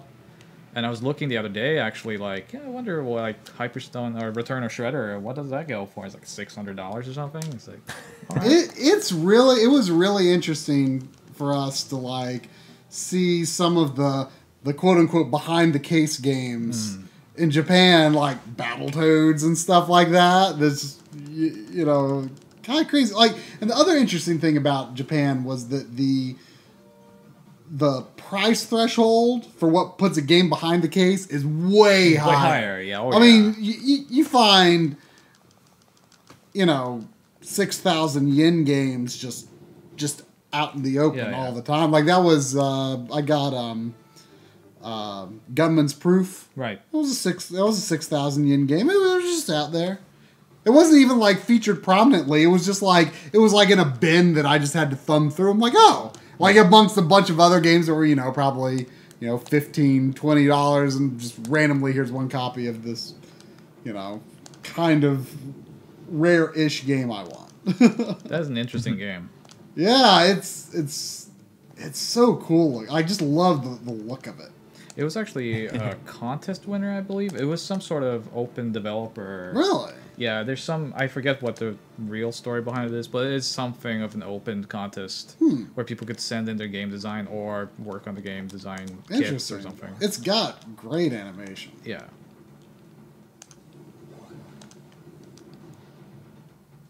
Yeah, Bubsy on Super Famicom is definitely one of those behind the glass games in Japan. That is about $400 for... Wow. We probably saw a copy when we were there, I bet. I don't recall for sure, though. One game I always wanted that's very expensive in Japan, except Rendering Ranger 2, is Super Turrican, the Japanese version of it. Hang on, I'll see if I can get you a link to that, the chat here. Hang on. I'm way into the giant pixel explosions, by the way. Konami.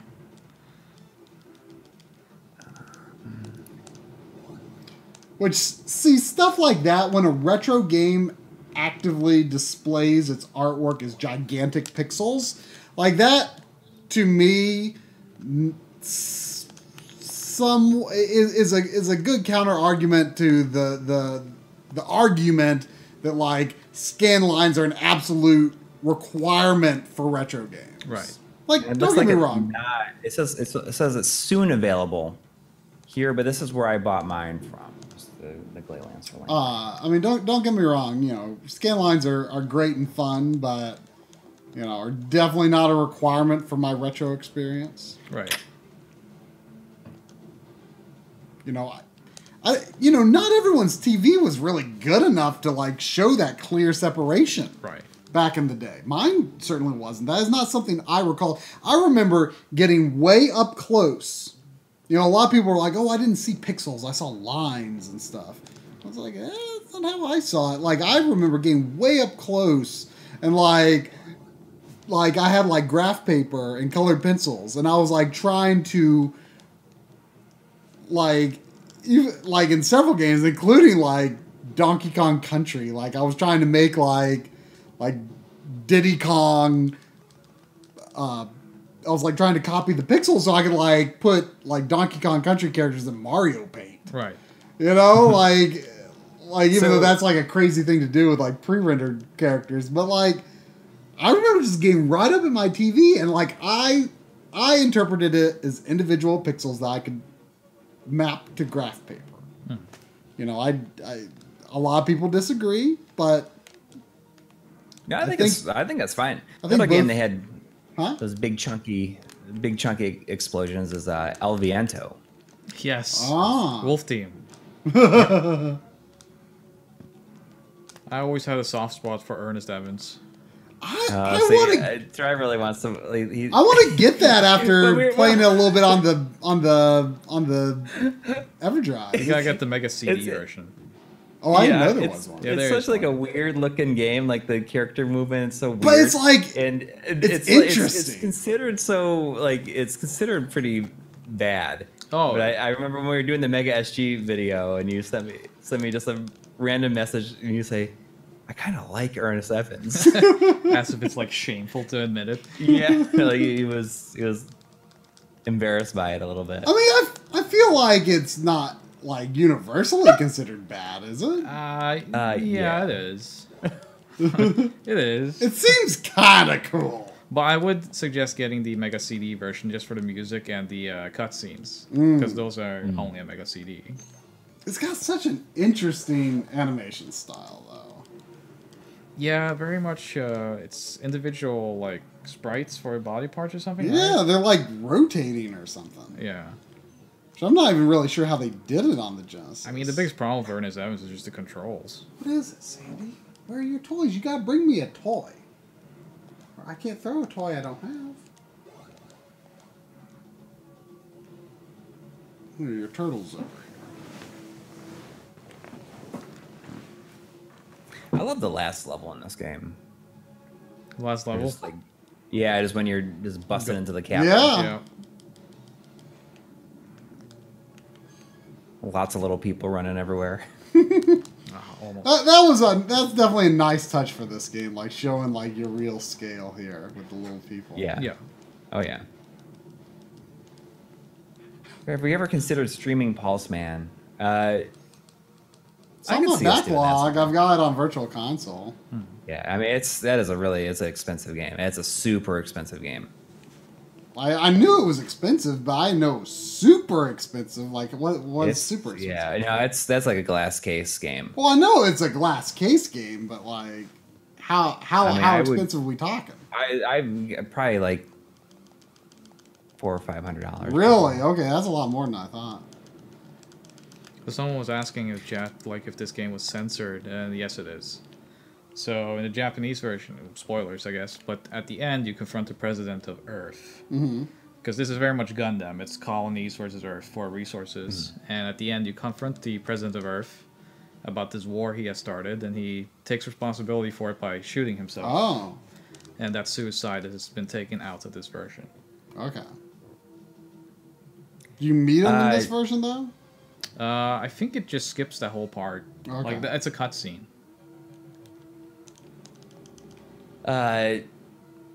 Nathan Sample Games is saying, "What Bubsy game is this?" And this is Assault Suit Bubsy. Assault Suit Bubsy.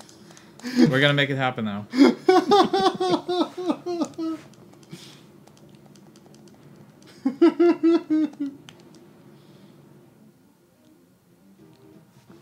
There's also two endings to this game. So there's one ending. If you don't finish this stage properly, it will say mission failed, but you will continue. Right, that sounds familiar. I can't remember like the time that I beat it. Well, I beat it twice, so I can't remember what I saw.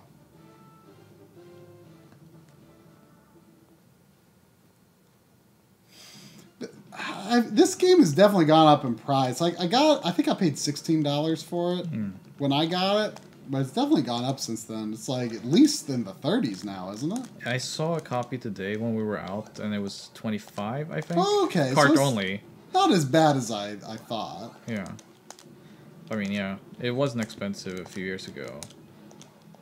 I feel like anything with the Konami name on it. I mean, this game was published by Konami in the US and Europe, or Palcom in Europe. But it isn't a Konami game. But anything that has that logo on it, I feel like the last few years has gone up in price. I mean, except for some of the less popular NES stuff, I don't think is really going to go up in price. Yeah. Like roller games, laser invasion, that kind of stuff isn't really going to go up in price, I don't think. I will say that roller games is worth a lot of money to my heart, though. Yeah, I mean that game. I told you I bought that recently. Right. I'm all about that roller skating and punching people as you roller skate by. This was this style of level in Target Earth was kind of the moment where I like really kind of fell in love with these games where you have the going from space and dropping into the atmosphere. Yes. Yeah. I love it. You can Crash see like landing. the ship in the background. Yeah.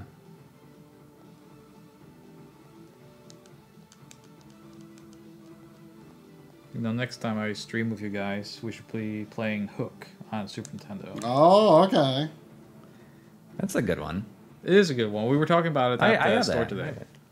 So I always liked Hook, the movie and the game. So I like the movie too. I feel like it gets a lot of hate. I haven't seen it in a long time, but I liked it. Yeah, I always liked it. But the game is actually quite good on Super Nintendo. It's made by the same people who made Spawn, the video game, on Super Nintendo. Huh. Which is not that great. Beldark.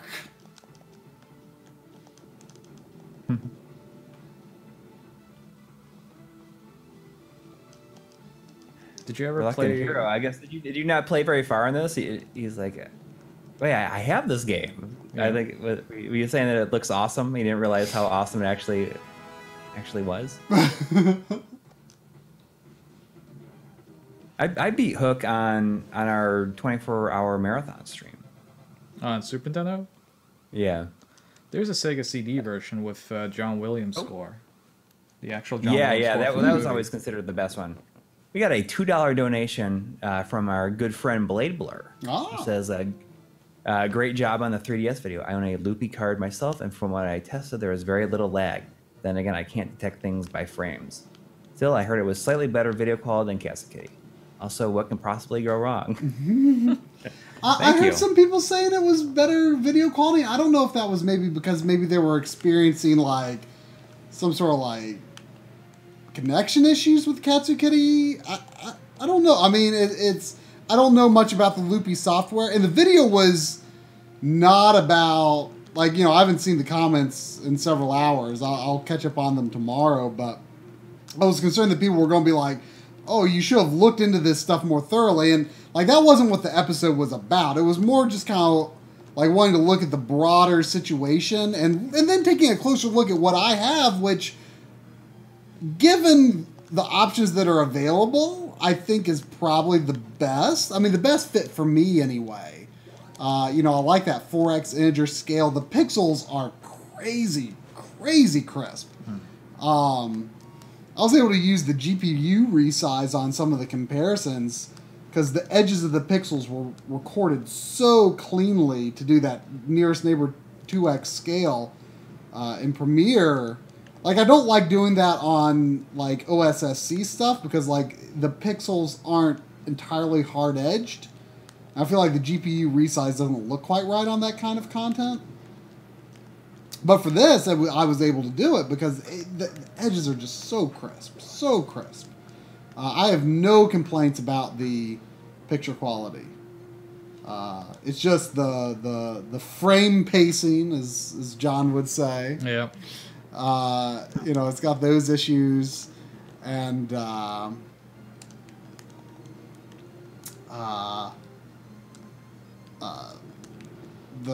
the audio issues are definitely a bit of deal breakers, but for maybe not deal breakers, but it's but again, these aren't products people can readily go out and buy right now, So, like, I didn't want to get too into the weeds. I just kind of wanted to zoom in on the option that I've got, which I think is pretty good, but, you know, obviously has some flaws. So, you know, it was more of kind of a speculative look of, like, where have we gone right? Where have we gone wrong? What can we do from here? That's like that's like the number one thing to look out for when we're making a video. It's like we're always like, we don't get too in the weeds. Don't get too in the weeds. Like we say that about every video. It's like, oh, whoops! I think I got too into the weeds. Whoops. Yeah, it's like, oh, you know, this could be a 12-minute video. I'm just not going to get too into the weeds. Yeah. And it's always like, at least like, you know, this video was 23 minutes. And suddenly I'm making a 50-minute video on Phantasy Star. Yeah, that, you know, all of that. I don't think it gets too in the weeds. I've cut a little bit of stuff out of your voiceover, like specific like aspect ratio stuff that I. It's always easier. Like, once you record the voiceover, like, when you're writing the script, you're like, oh, this is important. I got to say this. And then once you're listening to the voiceover and you're actually editing, you're like, who cares? Cut. Yeah. I mean, you just got to do it at that point. The 3DS video that we released today, it has, like, our first on-camera shots are outside. And we shot, like, a lot of shots of, like, the 3DS, like, kind of hidden in the outdoors. And I was very inspired by the kind of stuff you and John did with the Bubsy video. Because I love, like, John does that a lot sometimes. We did it with the Resident Evil video, too. Yeah. Like, there's something, like, almost exotic about seeing video games outside. It's like, oh, that's not where they're supposed to be. That's interesting. Video games are meant to be inside. But like, kind of the thinking was like, oh, like the 3DS's natural habitat is outside. Yeah. So let's, or away from home at least, you know. So I thought, like, let's start outside and then like come inside for the capture parts. Yeah. It's kind of silly, but I was like, you know what? I really liked how the look of John's video was doing all that outside stuff. Like, I want to. Yeah, I want to try that. I had a lot of fun, like, doing the handheld stuff with it too. Do you like, in the stuff that I gave you? Like, I've been kind of doing that handheld where I kind of like zoom in just like a touch. Oh, like, yeah, where you kind of have that little like, what is that? Yeah, do you like that? Like, I do like the way that you do it. I like it. I can't really do it with my camera because my image stabilization is just not good enough. But, like, I do like that. I do like that. Okay, because I intentionally used, like, 2 shots like that. Yeah.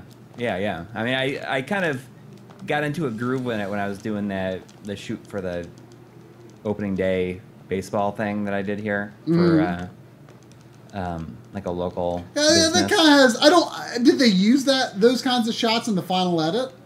Yeah. I don't remember. Yeah, I mean, it's not very often, but it was. I mean, I don't know. It's fun. It gives it more of a. Like oh, look at that! It goes hand in hand with the feel of it. Yeah. Like handheld video, like lends itself to that kind of, like. You know, just a little bit of messiness with handheld videos. It's okay. Yeah. Yeah, I think it's fun. I might be doing more of that with certain parts of this Phantasy Star video, just to kind of switch up how it looks throughout. Because that's the number one thing I was worried about is it's such a long video focused on those 4 games that I was just so afraid that the footage would start to look very samey after a while. But I got around that by just the first 20 minutes is almost entirely B-roll, which means that it's like overshot. And it worked out because I started to sense that that could happen if I let it go like that.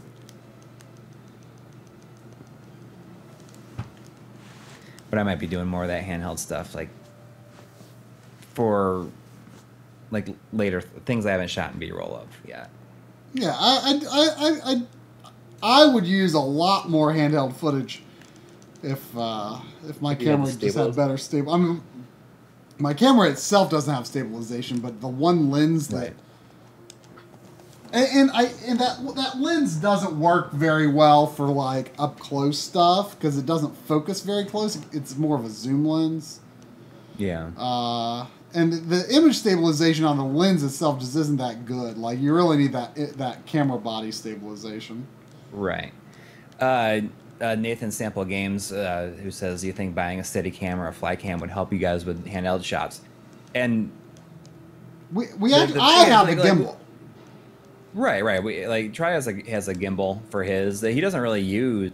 I don't use it that often. I mean, I see it being useful more for documentary type stuff. I mean, it's too much effort to use for just like everyday B-roll. But the stabilization that's in the GH5, which is the camera that I have, is really good. Especially if you have the body itself has stabilization, but if the lens also has it, like that dual stabilization really gives a lot of the gives a and very it's okay good for a handheld shot to look a little shaky. I mean, that's the point of a handheld shot. You want to look like a handheld shot. You don't want it to be too crazy. Like some of those there was like a walking shot in the 3DS episode where like Coury was like following me, and you can see Jimmy up ahead. Right. Yeah. But I used a lot of that stuff just kind of around. Like a lot of the stuff on the Tom episode. The Tom documentary was but like for like actively walking like that, yes, the gimbal would make that look way steadier, but the fact of the matter is we were walking around Akihabara. We're not gonna bring the gimbal with us, like no way. Like it's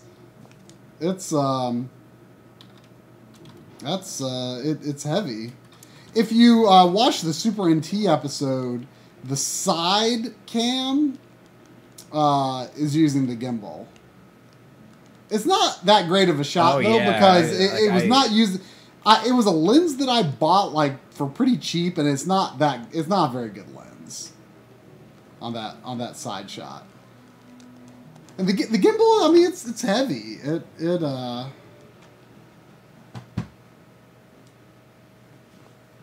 wears you out. Before I even got my camera, that was shot before I got my camera.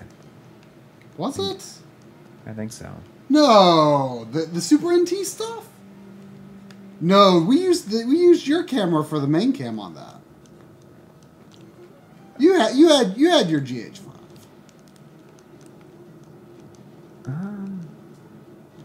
Yeah, I guess I did. Yeah. So one of the games I've been trying to get the last few years, and it's just too expensive. I can't really make myself pay that much. Is Metal Warriors, which was a LucasArts game. For the longest time, people thought was connected to this game because it's very similar. I think it was EGM back in the day that called it Assault Suits Mercury or some. I forget. Really? They actually gave it a fake Japanese name for whatever reason. I forget the reason, but for many years, Metal Warriors was kind of touted as some sort of connection to. Interesting. Because Konami also published Metal Warriors, so that there was a lot of overlap there. But that game is one of the rarest now, I think, on the NTSC Super Nintendo. So, good luck. If someone wants to donate it to me, please. Probably one of the coolest things about it is that you have like a lightsaber type. Yes, I do remember that, and it was multiplayer. Oh, really? Yeah, I didn't. That's a really good multiplayer mode. Huh. Coury in the chat says, "Really appreciate your guest tonight. He's really good at Cybernator and chill." Nice, thank you so much. And Frank Strasser says, "Also he destroyed Bubsy." I did destroy Bubsy. Yeah, hopefully get to see more of each other moving forward. So sure. Yeah, I mean, so you were visiting John. Like when were you visiting John? Last time I visited him was in February. So I guess I should kind of introduce myself. I don't know how much Yeah, I mean, go ahead. Nah, so back in the day, I used to work in video game music. I was part of Destructoid and a lot of these different places, and wrote a lot of books about video games. I worked with Hardcore Gaming 101. Different Japanese. Kurt's a good friend of ours. Worked with a lot of Japanese companies like Square Enix Japan and stuff, doing video game music projects, symphonies. So that was kind of my background. Mm-hmm. And then me and John got to know each other. We were aware of each other's work, and John just kind of, hey, you should come back and do stuff. Today I work as a localizer for Japanese games. So you do a lot of traveling for your work. Too much. You're like all around America. You're all around Japan. You're all around Europe. So that's why you were like randomly in Charlotte or in North Carolina. Yes. For meetings related to your business. And you're like, hey, I want to send you and Coury some stuff, and I give you your address, and you're like, oh, I'm going to be in North Carolina next month. I'm like, I'll just bring it to you. I was literally like 10 minutes away from you. We found out. It's like, oh, you're staying there? That's crazy. I was like, why the heck are you in Charlotte? Well, you know, a lot of people don't realize that, like, Charlotte's, like, the biggest city in North Carolina. Right. Like, people assume it's Raleigh, but it's not. But, you know, at the same time, as someone who lives here, I'm like, what's here other than Bojangles and Showmars? That's all you need. By the way, he had, for lunch today, he had the burger pita. Remember? That was. Yeah. I actually have to pause the game right now because I'm thinking about that burger. But that was the Greek burger. Like it was just life changing. It is. It's so good. I mean, the first time I had it, I made sure that we went back again the next day. Right. So we have to go back. Speaking of localization, if you notice here. It says Flitz Cafe. Uh-huh. So, unless the man's name is Flitz, then I apologize to the Flitz family. So you do a lot of localization now, or you've been doing it for a long time? So the company I work for has been around for 6 years now, but I mean, I have worked on both fan translations and other things in the past. Are you more like managing those projects or directly handling translation? So now I'm producing and managing projects now. So I don't speak fluent Japanese by any means, but like, you know, I worked in Japan a lot and just kind of have a lot of connections. So yeah, it's an interesting job. It's very challenging. People think translating games is just, translate into English, and that is so far from the truth. So well, did Troy tell you about like how one of like the dream documentaries that we want to do is like on game translations, like the early days, like you know, we had been in contact with some people. Like I would talk to Jeremy Blostein, right, about it, who is like the guy to talk to. I guess Vice from Working Designs would be another guy. Oh yeah, exactly. Ted Woolsey. Ted Woolsey. Yeah, Ted Woolsey. I mean, that's something that that is a dream project that we've been talking about for a long. If we had less stuff on our plate currently, like that would be like our probably the thing that we'd be pursuing the hardest right now, I think. Right. Yeah. I mean, there's like so much we want to do, but it can be like when you get like a project that's so exciting, sometimes it's like stressful too, because it's like, oh my gosh, like I have to make this really good. Yeah. But I mean, like doing that, doing like a translation thing would be so cool. Like it's just such an interesting thing. I mean, working designs a dream project for me. Like that is something that I want to do really bad. We were actually in contact for a minute with Victor Ireland. Oh yeah. Who said that he'd like to hear more about it, but that was right around the time that Summon Night 5 was coming out. So I thought it was 6. So was like, this is where you normally 6, whatever, see the president kill himself. Oh, okay. So they just completely cut that scene. Fade to black. 6, whatever one the last one that came out. 5 is the one that came on the PSP. 6 is the one that's like the Vita and PS4. And he said, oh, you know, like once this is all out and everything, I guess we can talk about it some more. And I mean, I tried reaching out to him a couple more times and didn't hear anything. So But that is definitely a dream project. Something I would love to do. Almost. That's impressive. Got to the last level without, like, I sure couldn't do that in this game. So, yeah, I mean, yeah, Tomato would be pretty awesome to talk to. Just like a lot of people. I mean, so what kind of fan translation stuff did you work? Were you like a specific group? Because of my job today, you're not allowed to say. I probably should mention because some of the companies I work with now, I actually fan translated. It helped with the fan translations. So it's one of those weird things. I'll tell you after the stream. Okay. That's fine. I definitely understand. But yeah, I didn't. There wasn't too many fan translations I did work on. I'm not like Gideon Z or anyone who was like amazing, but I did help with a few. So the thing I want to do the most these days, which hopefully in the future I can do, is I've been working a long time with the PC98 in Japan, and I've been wanting to do a preservation project for PC98 software. So that's something that hopefully someday I can kind of do. Do you know Artemio at all? With what? PC98. No, not really. I mean, I know Yuzo Koshiro is a fan, and that's about it. Did you ask something, Coury? Do you know Artemio Urbina, who does like makes the 240p test suite? Yes. Like he's done like a lot of work and stuff with like a lot of stuff like that. I'm very familiar with it. Yeah, with him. Okay. We like to refer to him as the nicest human in the universe. Yeah, basically, he is the nicest, most genuine person he's always just wants to like help. Right. Like, there's like literally no way that like any one person should have like the time or mental capacity to be as like consistently and always helpful as he is. Yeah. Like, and basically, I don't know how he does it. He's like helps you essentially at the exact time that you ask him for it too. He's like, oh, he's not like let me just run into in the other room and I can help you out. I'll like pull this arcade board off the shelf and start poking at it. Yeah. Yeah, I mean it's true. It's true.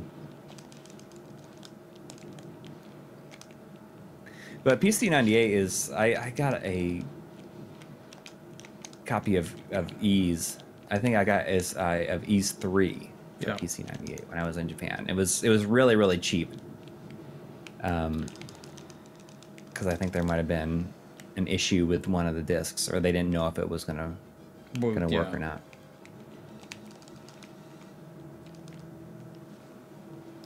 But I have a friend, a local friend here that has one, and he had to find like a specific monitor that could handle it. Yeah, that's the biggest problem with PC98 is that it usually uses a lot of proprietary systems, and like you can't just hook up like whatever screen you want and stuff like that. So I have a fully functioning PC98 at home, which I'm actually bringing down to John Lindman pretty soon. Oh, yeah. I don't know if we're going to do anything with it, but it's just he wanted to play it. So I have to transport a huge computer through customs. Just for my friend. I'm impressed that you're just like, I can't do that. Like that you're willing to do it. Yeah. I mean, it's like, that's a lot of effort. Well, John is worth the effort, I guess. Yes, absolutely. Did we get any B-roll of a PC 98 at Beat Shop? Yeah. Yep. There's some in the upcoming documentary. Speaking of documentary, it's looking like it's going to be the 27th or 28th. I think it's going to be out. That's why I was saying, the Secret Japan project can be out. Yeah. There's shots that came out of the top looked a little funny, didn't they? There's some corruption on the graphics on this part. Is that normal? Yes. Oh, okay. Because I'm going to say, because we saw that weird stuff in Bubsy, maybe because this is the real card. Like maybe my childhood SNES is is getting old.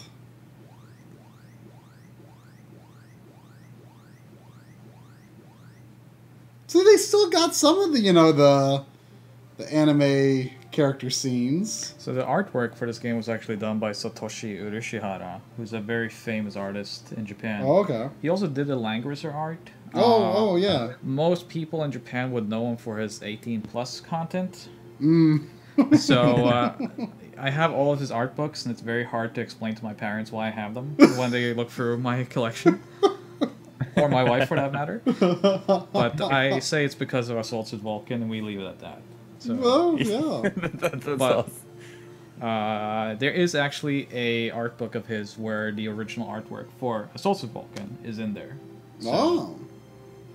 and this is one of the illustrations they made for it. This embrace. So, yeah, many years ago. Oh, go ahead. Oh, I was just gonna mention the PS2 remake of this. Oh, we should not mention that. Okay. Oh, I forgot about It's terrible. So there is a PS2 remake of this. It was made by Extreme, who held the license for a while. It does have a new introduction level, which has nothing to do really with the overall story. And then that's it. They ruined the music. Mm. And the difficulty is also off. So, not a good game. It was released in Japan and Europe only, and Korea. How did Konami end up coming by to be the publisher for this? It just seems like an interesting thing. I mean, it kind of fits in with their lineup, Right. but it's like Konami wasn't usually in the business of publishing other people's games. I would guess just to fill up their calendar year with titles. I mean, I guess the restrictions that, you know, led to Ultra Games didn't really exist anymore. I mean, they did for this game in Europe, they did use the Palcom label. So I'm not even familiar with that. So yeah, Palcom was what, you know, Teenage Mutant Hero Turtles. yeah. That was released by Palcom. So like this and Bubsy, did you grow up with the PAL versions of them? So Bubsy, I grew up with the PAL version. Okay. Cybernator also, I had... actually, I imported this via... Because I saw it in EGM as a kid. My mom used to buy me video game magazines, and she would kind of import me a game or two per year. Oh, so wow. I was fortunate, because my mom also played video games. Okay. So if I saw a video game that looked cool, she was always kind of happy to like, oh, let's check it out. You know? So it was like... Was importing bigger in Europe than... No. No? For the most part, I mean... Because you would think it would be because, you know, the word of the whole 50 hertz... So we didn't know. That we did not know much. Like, I discovered the 60 hertz or the PAL, you know, slowdown thing. I discovered that probably early 2000s, I'd say, when someone... I went to the US for the very first time when I was 18, and someone had Sonic the Hedgehog. And I was like, oh, you know, Sonic, let's play that. Not a big fan, but why not? And I was stunned because I was like, why is your Genesis doing this in fast forward? Like, the music is completely off. And he's like, what are you talking about? This is before we could use YouTube to, you know, anything. So I was just like, there's something wrong here. You know, was it difficult to make that adjustment? No, because it sounded much better. Because I remember thinking that the music in Sonic was just kind of slow and boring, and then I heard like Green Hill Zone, the American version. I was like, yeah, like this. Now Genesis, I could be wrong, but Genesis stuff, like in PAL mode, the music is kind of bound to the system speed, but like Super Nintendo stuff, the music's normal speed, isn't it? Only if they did the proper optimization for it. Okay. I guess this is a good topic for another episode. Is like the differences between PAL and.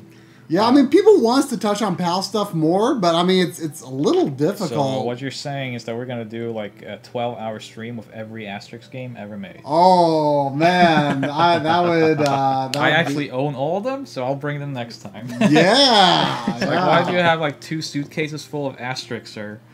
Hey, we've got Super NTs. We can play that stuff. Oh, that's true. I don't have to bring it anymore. And I've got that Asia PAL Mega Drive. What's interesting is it seems to be region free because I was able to play both US Contra Hardcore and Japanese Monster World 4 on it. Which I'm pretty sure Contra 4 has software region locking.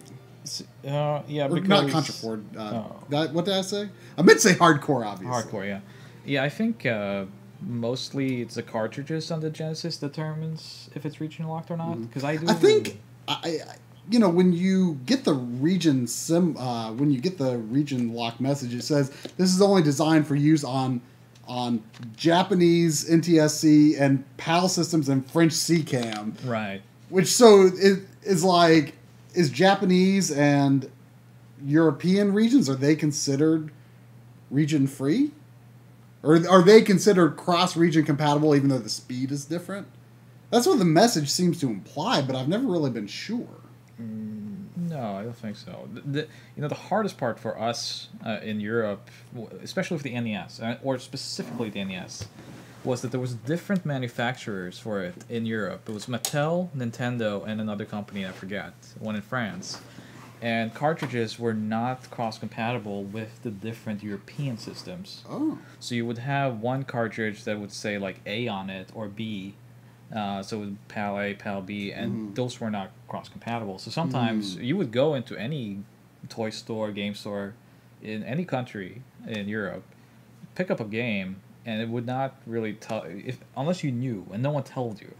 There was no one keeping track of that. So I did get a few games like Super Turrican on NES I bought, and it didn't work, and I was like, is this how it's supposed to be? Like, is it just for show? Like, Turrican was such a love of mine when I was a kid, so I was really disappointed when that didn't work. I've got a... Coury and I were actually both gifted... We were invited years ago to a convention in Quebec. Oh, Montreal. And no, it was Gatineau, just across the river from Ottawa. Okay. And the organizer gifted us each a copy of the NTSC French Kirby's Adventure. Oh, okay. Which we didn't know existed, and like he said, is the only French language game released for the NES in North America. Which I'm sure that localization was done for France first and foremost, but it's very interesting because not only is the text changed, but also like the artwork for Kirby's powers have French words, like, that's not text, that's sprites that are, drawn. There's a lot of effort went into that. I almost wonder if it's literally the same ROM as the French one, but just, obviously plays on at NTSC speeds. That could very well be. I mean, so, I don't know. It's interesting. I mean, the most famous example of differences is Contra, which we talked about earlier today. Pro Protector and Contra. And I'm staunchly on the Pro Protector train. Like, I will never leave. I've asked people, like, do people in Europe have nostalgia for Pro Protector? Or do they feel like, ew, that was the thing that we got and that wasn't what it was supposed to be? I always liked it much better, and I think most of my friends, too, would say that Pro Protector is much cooler because they look like Path Labor robots. I don't know. I mean, part of the appeal of Contra to me is like, it's just two dudes with machine guns and bandanas. Like, it's just like the perfect action movie stereotype. And I love that. So, I mean, you do have the aliens, and it has like a little Predator vibe at the beginning. So you have a point. It's not strong enough of a point to knock off Pro Protector. So. I don't even know if I've played like a Pro Protector. I should try it sometime. I played as the Pro Protector in Contra 4. Yeah, which is the best character in that game. Yeah. So also, Turk, the dinosaur hunter on N64, changed all the humans to robots. Really? Is Turok himself still a human? He's a human. Okay. When did Europe kind of lighten up on that? Early 2000s. Around the game. I mean, Germany was probably a big cause of it. Yeah, because Germany had the main office of Nintendo Europe, for example, and stuff like that. So most of it was dictated by German law. And they didn't really like offer other versions in other countries. Yeah, there was no point because just cost effective. It's not and people probably wouldn't even know as long at as that time you would they wouldn't really know what people were getting on other content. Right. All right. Well, that gonna do it? I guess that'll do it for this week. That was fun. Thanks for showing us some pro play and some games that we probably. I mean, we probably would have played Cybernator on our stream sometime, but I don't know if we could have beaten it cold. So I mean, we definitely would have never been able to beat Bubsy. So I did have to use the napalm, but we were in a hurry. It was in the interest of time. Yes, yeah. I can't beat it without. I promise. But I've done it once, but I wouldn't count on myself doing it again. So next time it's Assault Suit Bubsy. We gotta make it happen. Make those connections happen. John Lemon, we're waiting for you. All right. Well. Yep. Well, good night, everyone. And we'll next see. Week. I will see you next week. You're going. Yes, you're going to be gone. I'll probably try and get a guest on or something. Yeah. And we might do some weekday streams over on Twitch. Yeah. But we'll be back here on YouTube on Sunday, or I will be anyway. So. Yep. Till then, I'm not used to the camera being that far away from me. Bye. I'll just wave in every direction.